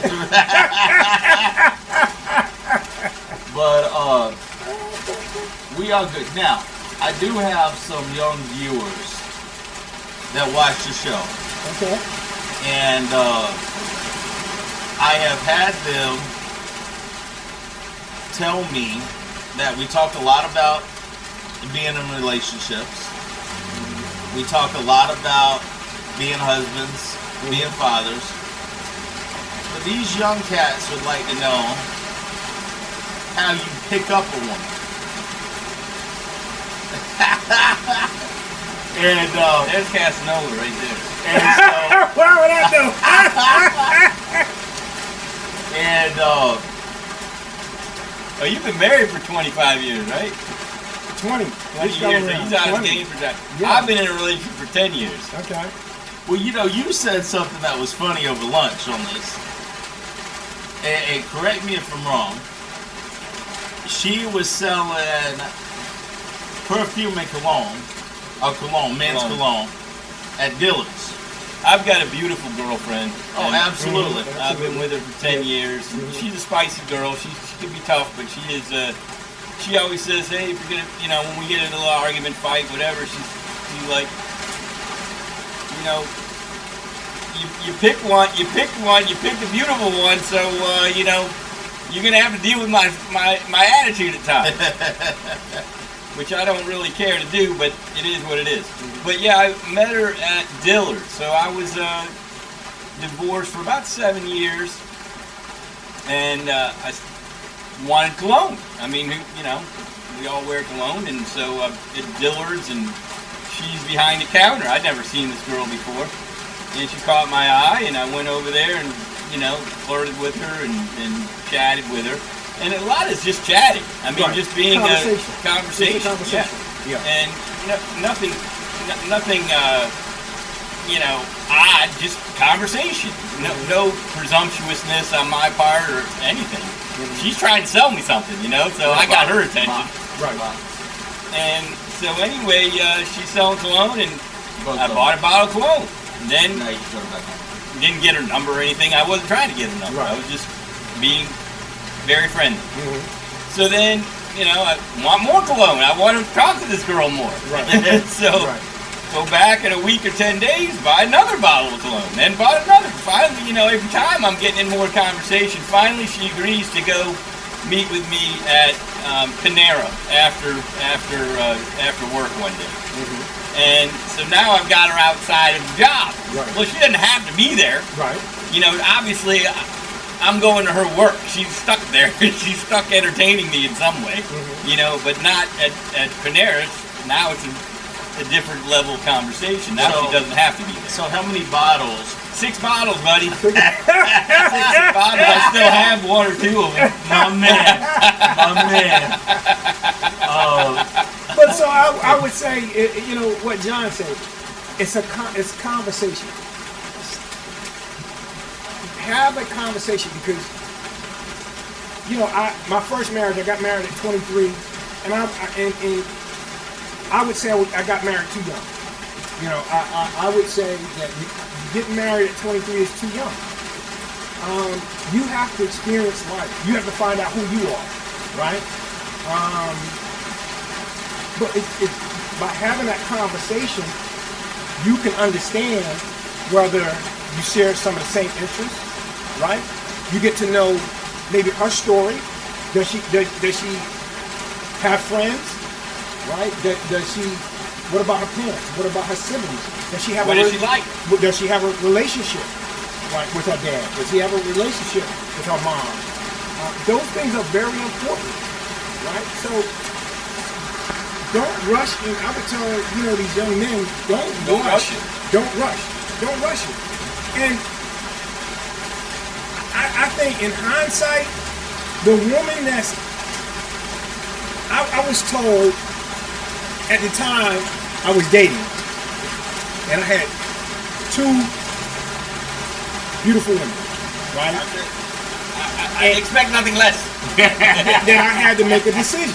And I went to the older gentleman, that I was contracting for. And he said, I said, how do I make a decision? He said, whichever one loves you more than you love them. And I think that was a true statement. Yeah, I do think. You know, if that woman shows you interest, more interest than you may show her, that might be somebody you want to date. I agree. It's funny that you brought up, how's the relationship with her father? Mm-hmm. Well, Shahrazad, my girlfriend, her mom and dad live in Iran. Okay. But she talks so highly of her father. And they're married. They've been married forever. And, like, I like lemonade. And she likes to buy me lemonade, but I bought a bunch of lemons and I got a press, to make orange juice, but you can put lemons in there. No, John, don't squeeze any lemonade. I said, if it was your father, you'd go over there and help him. And now you don't want me to squeeze the lemons. It's just kind of funny. Well, my father knows how to do it better than you. Like, come on, man. That's funny. But regarding her, it's just picking up the girl and whatnot. It's just interesting how kind of just it kind of evolves. I figured out when I got involved with her, I told this girl, Shahrazad, she said, well, what ethnicity are you? And I said, I'm Italian. And she says, no, you're not Italian. Mm-hmm. Now, obviously, I'm an adopted person, so my parents had always told me I was Italian. Mm-hmm. Well, it turns out she said, hey, I'll do a DNA for my birthday. She wanted me to, I didn't want to do a DNA test with Ancestry, but she wanted me to. She did it, and I did it. Turns out I'm only 2% Italian, almost nothing. Mm-hmm. Middle Eastern is what it is. Mm-hmm. Well, then, maybe a couple weeks ago, maybe it's been 8 weeks now, I got a hit on Ancestry from a first cousin. He lives in Sweden. His name is Sargon Telden. Well, Sargon's a famous king in the Assyrian Empire, part of the Mesopotamian Empire. Sargon is a famous name. It's not a name we're really familiar with because we're not part of that heritage. But anyway, it turns out that that ended up leading to me finding out who my actual father is and my actual ethnicity, not just Middle Eastern, but Assyrian. And I figured that out because he turned me on another first cousin, what he thought would have been a first cousin. Turns out she's my half-sister. But anyway, she then tells me, this half-sister, hey, our dad immigrated here from Iran, exactly where Shahrazad is from. Wow. And it was Tehran. Now, she's from a city called Sari, which is about 4 hours from Tehran, but Iran nevertheless. Mm-hmm. But it's just so funny. I end up with a girl who is from Iran as I'm from Iran. As you from, right. I honestly can't wait. And I've said this before. The only woman that's not running for office that I would love to have on the show is when you meet your sister. Yeah. I would love to have her on the show with you. And I think that would just be an awesome show. But I would say another thing when talking to young guys about women, and this has always served me extremely well. I was talking to a buddy of mine a while back who set up another buddy of mine with now his wife. And they're expecting their first You child. set him up? No. Oh. Another friend of ours. And I shout out to Valentine and Morgan. They're expecting their first child. Very awesome. I'm so excited. I hope you get to be godfather. You come to me on the eve of my goddaughter's wedding. But no, I asked him, I was like, I've never had anybody try to set me up with anybody in my entire life. I said, why is that? He said, because I've never known you not able to pick up a girl. He said, I've never known you to need help. Well, what's your secret? Well, I was thinking about that. Because I'm not overly attractive of a looking guy. Don't sell yourself. I'm a little fat, you know. Of course, What time do we call that? Of course, you date a fat guy because you know you're going to get fed.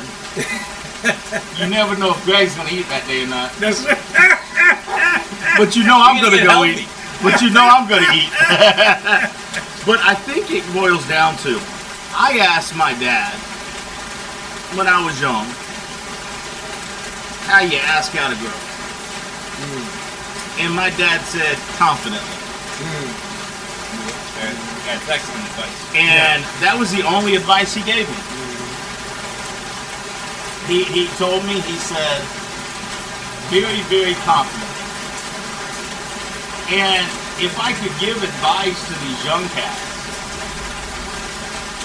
it would be, one, don't look at the girl as the ultimate prize. no, definitely not. Don't treat her as the ultimate prize.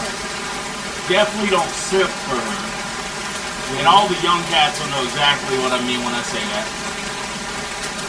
And never lose your manhood as you're doing it. But walk up and be like, you know, I never used the pickup line. You just started a conversation. In my entire life. I would walk up to a girl that I wanted to talk to, and I just walk up and say, hey, I'm Jay, what's your name? Not a bad opening line. And I'd have them be like, why should I tell you your name? And my next response was, because I asked for it. And if they stumbled around, I'd look at them and be like, okay, well, obviously you don't want to give me your name, so obviously it wasn't meant to be. And I'd start walking away, and you would never believe how many women will follow you when you walk away from them. Because they are so... That guy had them all following. Oh, of No, course. no, Of not me. course. No. You know, growing up, being an athlete, I never really was. Make sure you talk up right now. I never really was into having a lot of girlfriends, a lot of women. You know, You were busy.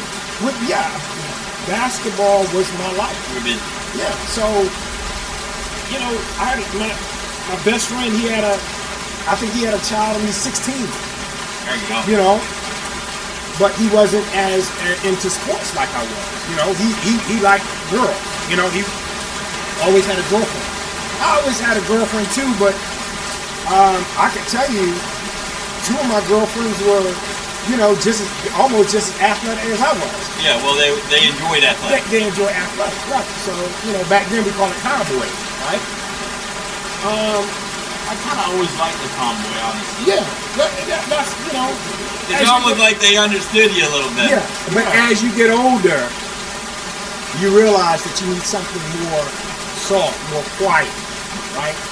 Wisdom. So you don't want that. Well, I think when I will say this, when you find a girl that used to be more of a tomboy, but understands their role as a wife, as a mother, that is a beautiful combination. You know, the other thing about finding something in common and the athletics, so when you are approaching a girl and she's got something in common with you, it makes it a lot more comfortable to have a conversation. Right. And want to get to know them because now you have some shared interests. Sure. And I know with Greg, he and his wife, I've met his wife, a delightful lady. Oh, I love And seeing they love to go on cruises together. And it's a shared experience, and they always are looking forward to the next cruise, and they're always looking forward to spending that time together. Right. And I know he spends a lot of time with his wife, but when you're on a cruise boat, you know, you're really dedicating time to one another. Right. And that's important. And even in the pickup, in the getting to know you, I don't want to say pickup, but in the getting to know you stage. Well, absolutely. And I actually encourage young cats to not worry about dating Right.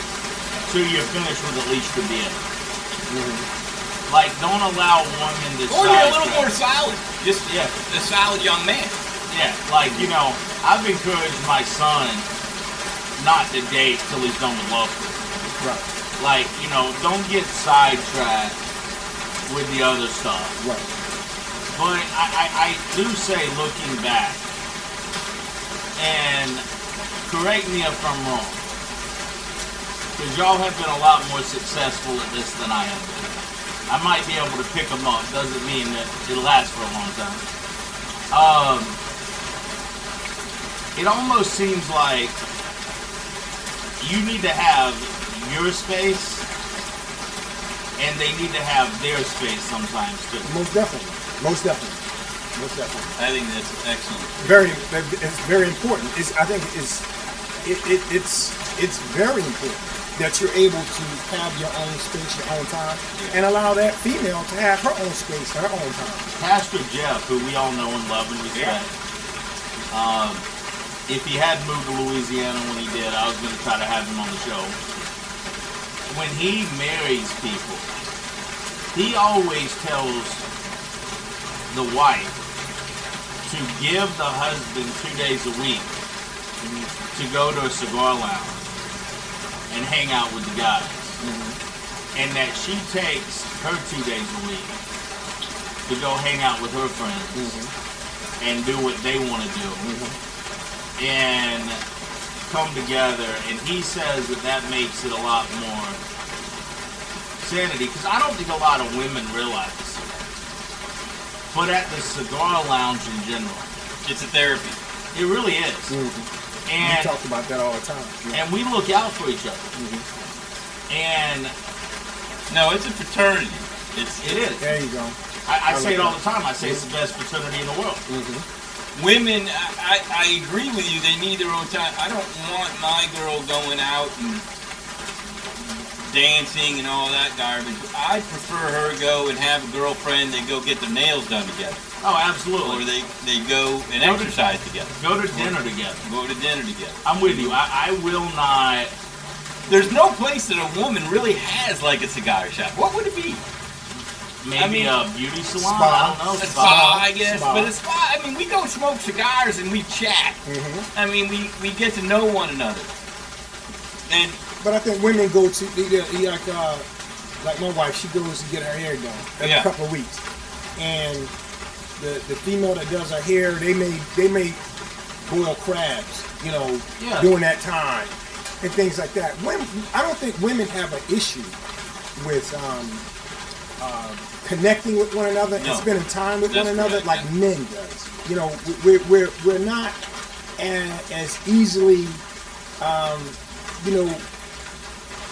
we don't come together too Right. easily. But cigars make it easy. Cigar make it make easy. it easier, most It definitely. really does. Right, but I think the cigar smoker, I mean, I hate to say it, but it does seem like I got to know you on a personal level. It's not a surface friendship. It's I care about this gentleman. Right. Sure, I don't hang out with you every day. Right. But I'm always happy to see you. I'm always interested in what you're doing.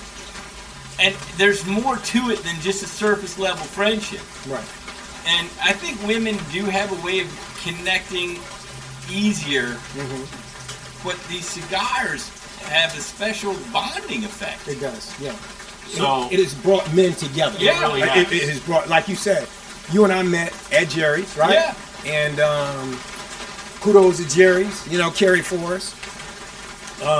he has an excellent shop. Yes.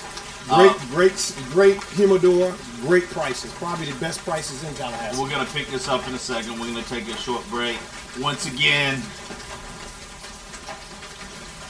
we are here with Greg Robinson, father to father, brother to brother.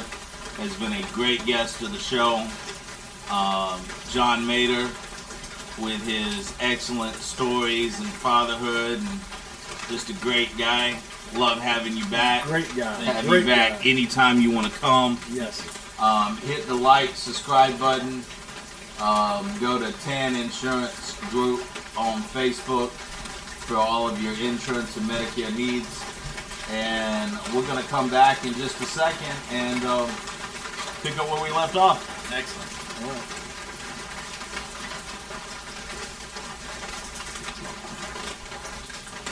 You got this light back on.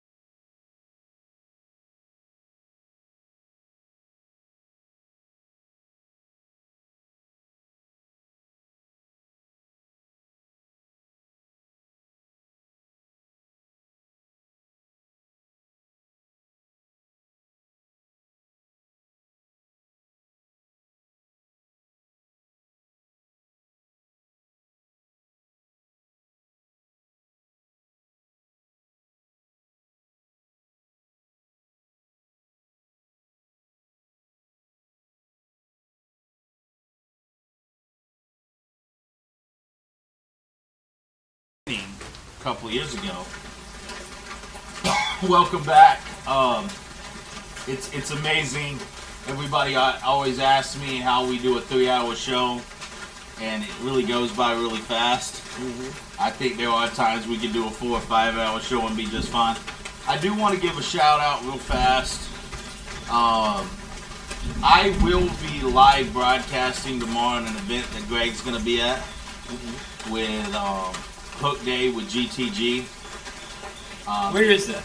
It is, do you know where, for those that know the area, there's a park called Hickory Park just north of TMH on Centerville Highway. If you will come out, we're going to have probably 3 or 4 cigar vendors. I'm going to be live in the podcasting where, you know, I'm going to allow people to sit down with me 5-10 minutes, tell how much they're enjoying it. We're probably going to be live for like 6 hours that day. I will be selling cigars out there, but I've got Malik doing it, so, you know, having Malik there gives me the advantage to do, you know, the podcasting. But come out, support us. Should be a great time. I know Greg is going to be out there with his book, Father to Father. Should be a great time to get a signed copy, take a picture with Greg. Talking about trips and cruises, we had actually planned a Horseshoe Beach. Remember that? That's on 19? Yeah, it's off of Perry, just south of Perry. Okay. And Greg, you remember this. And we were going to go the weekend of Georgia playing Texas for the first time in a long time in football. I had put a deposit on the house, and I was going to ask the money for the guys the next week. And we had about 6 guys that had agreed to go. My uncle in Old Town had agreed that, you know, I'd send him the money and he was going to smoke us a couple of Boston butts. So, you know, we'd have food that first day, and then, you know, we were going to grill out. Everybody was going to bring a bottle, and we were going to enjoy ourselves. And then a hurricane came, and the house was no more. So we definitely need to get a men's trip up. I agree. How far in advance do you think you plan a men's trip like that? A long weekend cruise? Long? What you mean? Well, what's a long weekend? I mean, how do these cruises, like 4 days, 3 days? They vary from 3 days to 10 days to 14 days. So you get it. You come into agreement of how many days, because some people don't like. Some people, you know, they'll tell you, oh, the max I can do is 5. Yeah, and that's fine. Yeah, you know, that's fine. So I think we take a consensus on what guys want. You know, a 5-day or 3. Even if it's just a 3-day initially, and let it grow, let it grow into something longer. So how far in advance do you have to set it up? Like we could put out the word at Jerry's and say, you know, put a little flyer together, and it's a you know, cigar weekend cruise, you know, something like that. And here it is, June. So when would that cruise? I would say you could do something around August, as early as August. September. It might be tough to get guys on that fast. Yeah. I don't know. I'm just talking to you. Maybe August, October. What's a good cruise month? There's not a bad time. There's not a bad time. But obviously, you don't want to. You know, you go into the Caribbean. You want to go to the Caribbean where it's nice and warm. So I would say any time between. I mean, we could do something. You want to schedule it where. You know, you don't want to do July because 4th of July and family vacations and things like that. And even August, maybe still family vacation. Kids are out of school. So you're thinking September, like October? Something September, October. But, you know, more or less October is kind of a free month where there's nothing, because come November you got Thanksgiving and then you're going into the holidays. Right. Everybody gets busy. So I would say late September, October. Yeah. Now, Scott, going back to a point that we handed earlier, we really do have a great producer of the show. He handed me some statistics here that shows you that he's not only watching for technical things, but he's thinking as we're going. Talking about the difference between mothers only, mothers and fathers only with attending church. Attending church. Yeah, Okay. because I think the three of us will agree that faith is extremely important. Most And definitely. it should be instilled in a child at an early age. Most definitely. A mother and a father in the household that attend church. 74% of the children will attend the church as an adult. A father only. 67% will attend as an adult. Mothers only. You want to know? Guess what that percentage is? It's going to be low just the way you're presenting it. I think it's Lower than 50. I think it's higher. Nope. Okay. Well, it's just the way I would have thought it might have been higher too. But so you're saying it's about 45%, Lower. 35%. 39%. 39%. When it's just a When the mother. mother takes the children to church by herself. So I kind of come up with my own theory, and just hearing that, my off-the-cuff response is the child takes it more seriously when the father takes them to church. So if the father's spending his time taking me to church, they feel like it's more important, and it's instilled in them that it's an important aspect of life to attend church. I think it is. And mind you, this is as an adult. This isn't talking about, you know, as the proverb said, when they are old, raised as Train the kids, child the way they go, and when they are older, they will not depart. Right. This isn't talking about young and stupid and in their 20s, you know. This is talking about when they're using their free will to decide. And so in my instance, in my case, my mother took us to church. We went to church every Sunday, right? Went to Bible study on Wednesdays. Baptist. praise And the Lord. so when I went to college, yeah, I was going to church. When I went in the military, you know, I was going to church. You know, I found a church home. You're a strong mom. Yeah, very strong. You really Very did. strong. You had a one in a million. So, what we're talking about then versus now, you know. So, you don't have, and I don't have a home church right now, but you have more women in church than you have men, right? And I've been challenging you, or not challenging, but I keep inviting you. Because I think you will like my church. Where do you go to church? I go to church in Monticello. In Monticello. Oh, you live in Yep. Right down the road from him at Providence Reformed Baptist. We are a 1689 church, which means that we uphold the London Baptist Confession of 1689. I'll get you a copy if you want it. Okay. It's a great, I like it. Yeah. Very old school Baptist. You know, You got a clap in church or no? you can if you want to. I mean, we're not one of those type of churches, you know. What about people raise their hand? If raise it. That's what you want to do, sure. I mean, we're not going to tell you can't. But we are very man-led. We believe that only man can hold an office in the church. We believe in a plethora of elders, which means we're going to have more than one head pastor, which I really like. It actually, when I first started going to the church, it hit me as because I'm coming from Southern Baptist, where you have the head pastor, you got the strong deacons, and then you might have a youth pastor. And the first time I heard of a church having more than one elder, I'm like, what? Like, so you have a pastor that shares his responsibility with another pastor.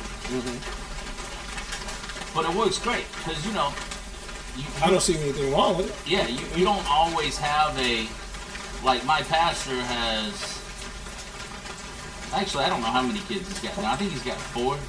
He's adopted, so, you know, his house keeps growing. But, you know, he might not always be able to attend something he needs to attend. So having another pastor there, another elder, allows somebody from the church to be there. So it's a great thing. It was uncommon. It was new to me. But it's very old school. Okay.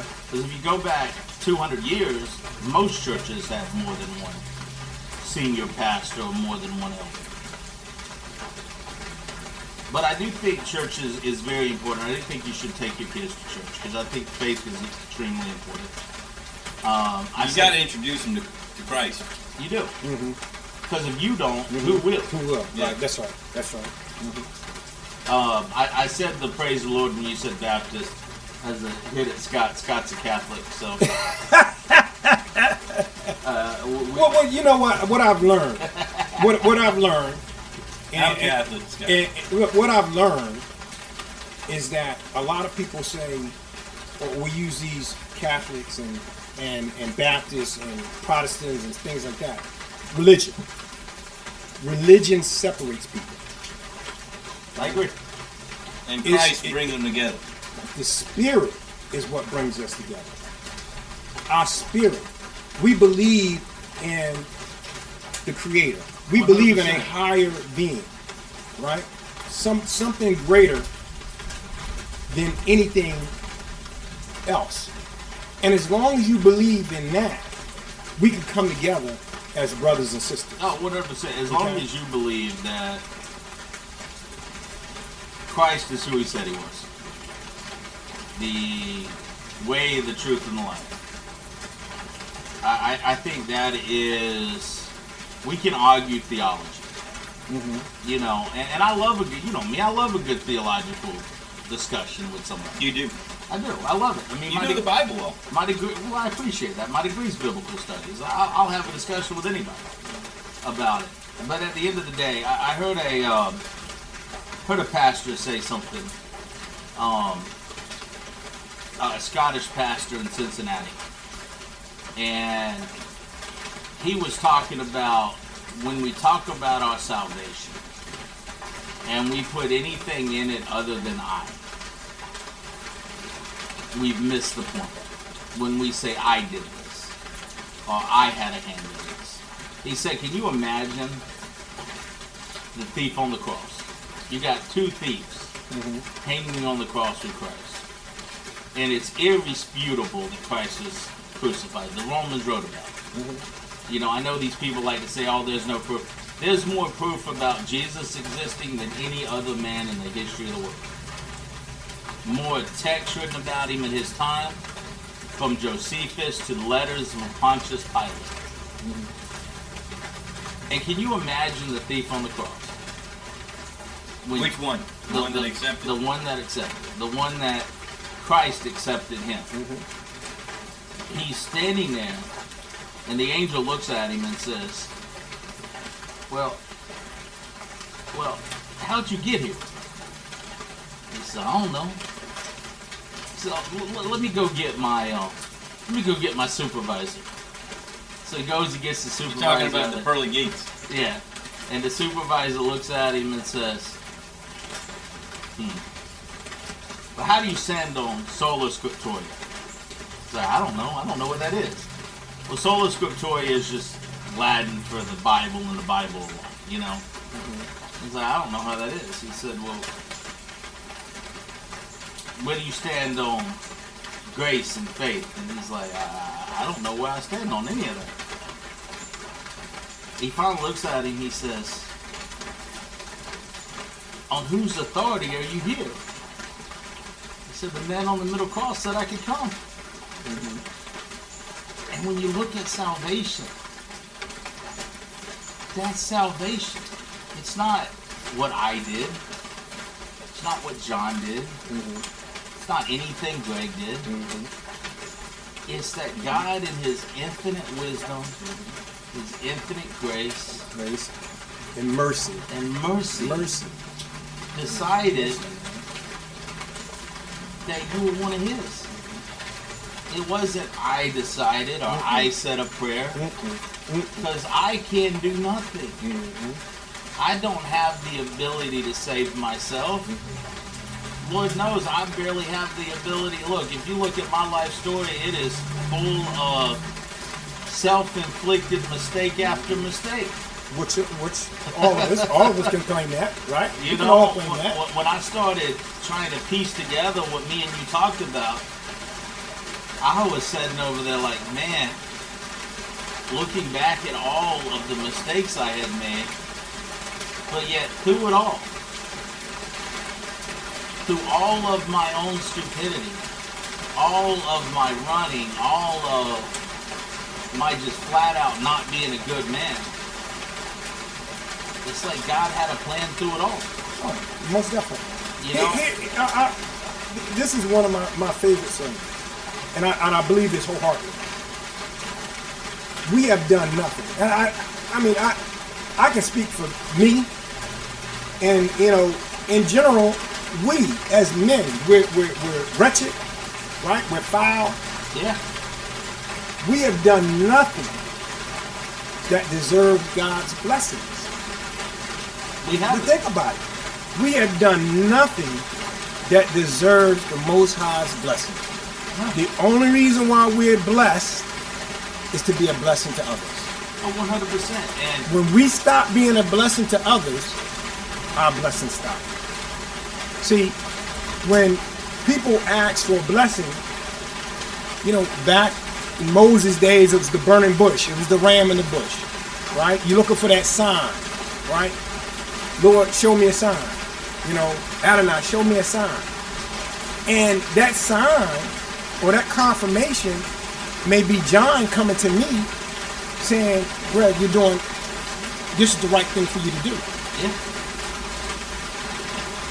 Right? So again, our blessings come from our brothers and sisters who we walk by and we talk to every day. And sometimes even a stranger. Well, I'll say two things. When I look at faith, and maybe this is the perfect time to bring this example up because you can hear the rain coming off the old tin roof. But I always say faith is nothing more than walking in the middle of a hurricane with a flashlight that keeps going in and out. And all you can do is see that one step. And you can't see down the road. You don't know where you're being led. Because what did Christ say when he found the disciples, the apostles? Come, follow me. Didn't tell them only one apostle did he ever tell them where they were headed. And that was Paul. The rest of them he didn't tell them. He just said, come follow me. Now Paul was different. He met Paul on the road to Damascus, knocked him off his donkey, blinded him, and talked to him and said, Saul, Saul, why do you persecute me? And I can just imagine. Now put yourself in Saul's case.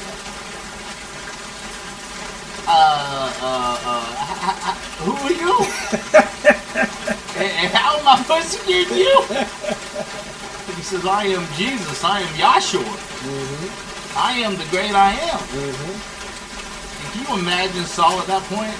He's going to kill Christians. Right. And all of a sudden he's like, oops. I was wrong. And he tells him, he says, you're going to be persecuted for my name's sake. Because I'm sending you to the Gentiles. But I think I agree with you. I think we look too much for signs and too much for miracles when it's the everyday life that provides it for us. Right. I will never forget, I'm sitting at Four Rivers. I told you this story. I don't know if I ever told you this story. Restaurant? Sitting at Four Rivers Restaurant. I'm with Malik. And I am discussing doing the show. And I haven't started it yet. Got a woman comes up, and me and Malik are talking about a lot of, what I want the show to be about, stuff like that. And I am expecting a Karen walking up to me at this point. And Malik gets the same feeling. Like, here we go. Okay. So I take a deep breath as she's walking up. I couldn't have been more wrong in my assessment about what was going to happen. This woman walks up and says, hey, aren't you like a local news guy or something? I'm like, no, ma'am. I'm an insurance guy. I'm thinking about starting a podcast. Well, she was a Facebook friend of mine. I didn't know her. But I have 5,800 Facebook friends, and I think I got 4,800 followers on Facebook, Don't ask me why so many people follow me, but they do. Probably because every now and then I post something that stirs the pot. And she wanted to talk to me about how rich people are trying to buy up the beaches so regular day people can't go to the beaches. And it is something I'm studying. I'm talking to a couple of lawyers about. I don't want to do a show on it until I actually know all the details and all the laws. And I don't understand the law well enough to talk about it yet. But I'm working on it. But to me, that was confirmation. That was God telling me, okay, we need to do it. And then I'm sitting with Greg outside of Jerry's, and we're smoking, and I told Greg, I was like, yeah, I think I'm going to put down a floor in the man cave. And Greg's like, why? I said, because I want to look nice. He said, but most guys have a dirt floor in their man cave. That's how we got dirt floor talk. Yeah, when it's outside. When I'm outside, my little man cave, it's dirt floor. You know, it's dirt. It's real. Yeah. It's not polished. Right. Right? It's real. Real We're talking about real conversation. When we're at the lounge, right? We have real conversations with real people, real men. Yeah. Right? Vulnerable. Vulnerable men. Exactly. And we take care of our own. You know, we got a guy right now who, we won't say names, but he's in a relationship that's not great. And every guy sees it. Every guy knows what he, you know. And so instead of, you know, workplace friends and stuff like that just sit by and say nothing to you, all the brothers are going up to him, telling him what he's going through, and trying to help him realize what's going on in his life. And, you know, that's love. That's love, right? That's not something you do to somebody if you don't You're really not trying to consider rain on them his brother. parade. No. No. You're just trying to let him know, hey, brother, you're walking a line that you don't really want to walk right now. And to me, that's brotherhood. That's what you do when you truly love somebody. You talk to them about the uncomfortable situation. And we smoke with brothers all the time that say that if it wasn't for a cigar lounge, they would have killed themselves. And I think if I could give any advice to a young cat that's got a little kid at home, any advice whatsoever, it is, one, teach that kid discipline and respect at an early age. Yes. I told my son from the day he was born, it is my will, not thy will, that will be done in my house. And the other thing is surround yourself with real men. Real fathers that have been there and done that. And take your kid to places where real men are. Whether it's a church, whether it's letting your 5-year-old go with you to a cigar lounge and hang out with grown men. Whether it's the barber shop, wherever you are. But Greg and I aren't visiting many barber shops. Not lately. Well, again, I always said the cigar lounge is the new barber shop. Yeah, that's good. Right? The cigar lounge is the new barber It shop. really is. Yeah. But I encourage them to take their kids, especially their sons, to these places and learn how grown men communicate with grown men. Very good advice. Now, if you could do it all over again, what would the two of y'all do differently raising your kids? There's so many things.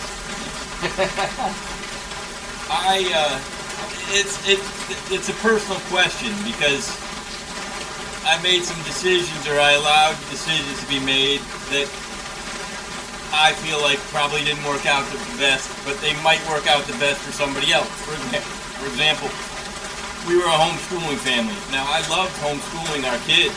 My ex-wife did a good job. However, I think I would have put him in conventional school.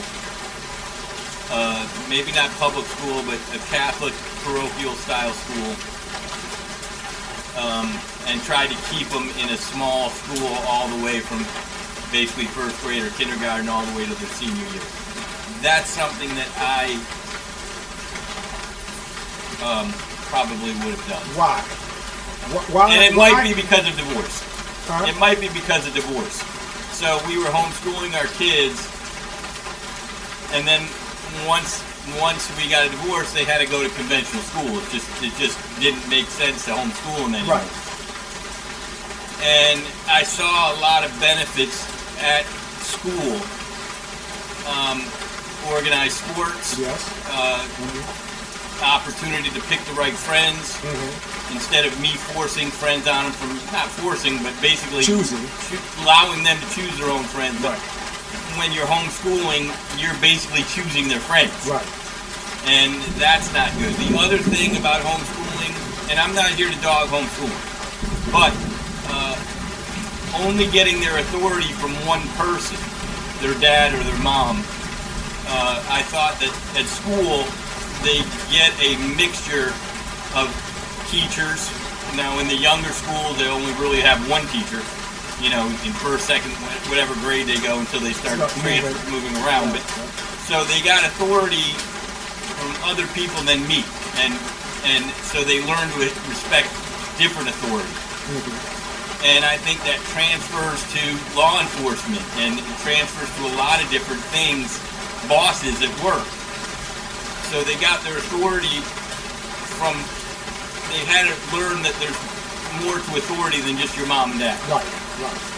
So for those reasons, and maybe some others, but those are the obvious ones that come to my mind in what I would have done differently. I did enjoy our time homeschooling, so I'm not saying that wasn't a good time, and they did learn a lot. But that's one of the things. I would say, from the outside looking into homeschooling, and mind you, me and my ex-wife got a divorce when Ronnie was young, so we didn't really have that opportunity. But of the friends I know that do it, I think one of the most important things to me, if I was, is to join a co-op where there's a bunch of homeschoolers. Like Monticello and Madison have a massive co-op. Okay. Where you've got 30 to 40 families.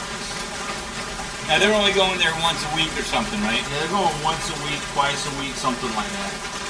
And so they get to be around other kids, and a lot of times they will hire a teacher. Yeah. To come in and teach a subject that they need to. In fact, my boy Frank actually does that, makes good money teaching co-ops. So I agree with you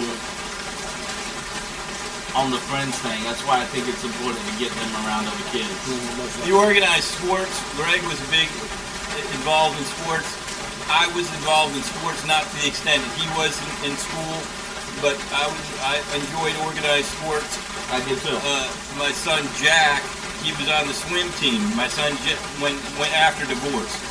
They got involved, they went to school and they got involved in organized sports. Jesse played tennis. Jesse played golf. So my daughter, they were just exposed to organized sports. And I think keeping them tired, especially young men. Yeah. Keeping them tired. Keeping them busy. Keeping them busy. And in a positive way. In a positive way, yeah. And busy and tired. I mean, they've got to get the great exercise, and I think it cures a lot of things. They don't sit around in their bedroom watching screens. Yeah. They don't suffer from as much depression, anxiety. They're active. Yeah. Well, what is it? What is it? That Bible verse? Idle hands is the devil's playground. Yeah. And idle mind is the devil's workshop. I'm a true believer in that one. Yeah. I know personally, growing up, we were always planning something, fixing something, so we didn't have time to sit around. I know for Ronnie, he's volunteering at a horse ranch right now. and that's been great for him. He's coming home a lot more tired, but he's got purpose. What did he do there? Lots of things. He's learning how to train the horses. He's feeding them and walking them, taking kids for rides, cleaning So up. basically a ranch hand that is Basically a ranch hand, yeah. Which is great, because, I mean, I can already see, like, when you look at him now, than when you look at him 6 months ago, he's filling out a little bit more. You know, you can tell that he's building some muscle where he didn't have before. And he's learning, you know, hard work is the best life experience I think anybody can have. So what about you, Greg? If I had to change something, I would say I grew up poor. All right, so I didn't know what, you know, I saw what middle class was with my friend across the street. I would say that I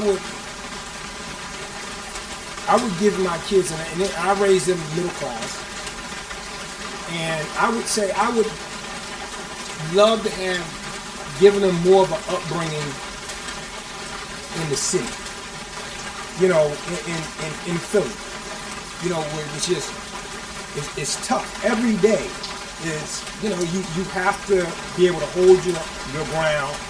You have to be able to stand on your own. So less of a sheltered situation. They wasn't, I wouldn't say sheltered, but a little tougher. They wasn't sheltered, but I would say I'll give them a little bit more tougher upbringing when it came to dealing with Standing up for themselves? society.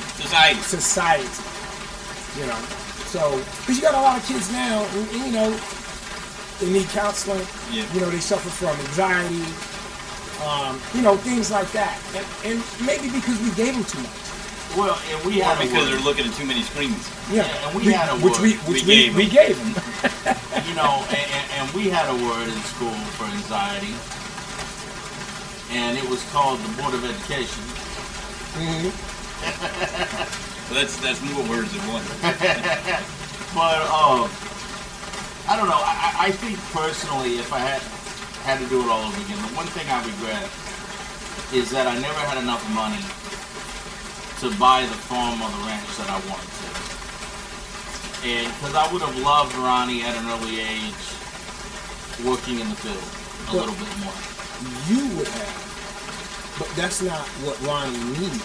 That's not what he wanted. He wanted, I think Ronnie is getting everything that he wants, and that's to be with his dad. Right? Most kids, that's all I wanted as a boy. I wanted to be with my dad. You know, and I got a chance to go visit my dad on spring breaks and during the summer and things like that.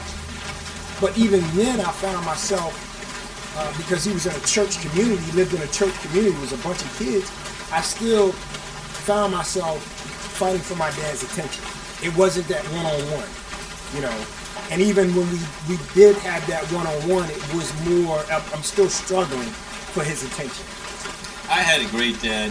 My dad would go to we grew up in Chicago. We'd go to ball games, White Sox games. He was fanatic about going to White Sox games. We had a lake house. I had a pretty privileged situation, but my dad, he liked to do things. And he also was willing and liked to spend money on his family. And so I just felt so much love, and that to me is a great example, to spend time with these children as much as. So would I like to have spent more time with my children growing up? Yes. I would have liked to have done that. Yes. Divorce, interestingly enough, it forced me, because I wasn't going to give up my kids. So thank God I was self-employed, because then I got my kids half the time. Well, I was a breadwinner. I mean, so she did 90% of the parenting when we were married. And I was earning money, but then when you get divorced, all of a sudden, I've got to do all the work. And homemaking work, and got it. Now I'm solo. So in that aspect, I was looking back on it, it was actually a good thing because I became a much better father. Right, gotcha. Yeah. So it was told to me one time that, when I was going through my ordeal, encouraging words from friends, Yeah. fathers, and one of the fathers told me he only had one. His daughter played basketball with my daughter, very talented. And he said, Greg, you got to remember, we only have one chance to be a father to that child. We only have one chance. Make the most of it. And I made the most of it. I made me personally, how I feel, I felt I did everything that I could do. I gave them everything that I had. So I'm to the point where I told my kids when they left the house, don't bring me grandkids. You lost it? Power?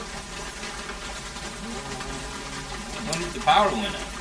No, we still got lights. It might be the power inside. No, the lights Power on. outside is still on. So we lost the live stream? It's on black. Oh, shut it off. It's fine. I mean, it is what it is. We got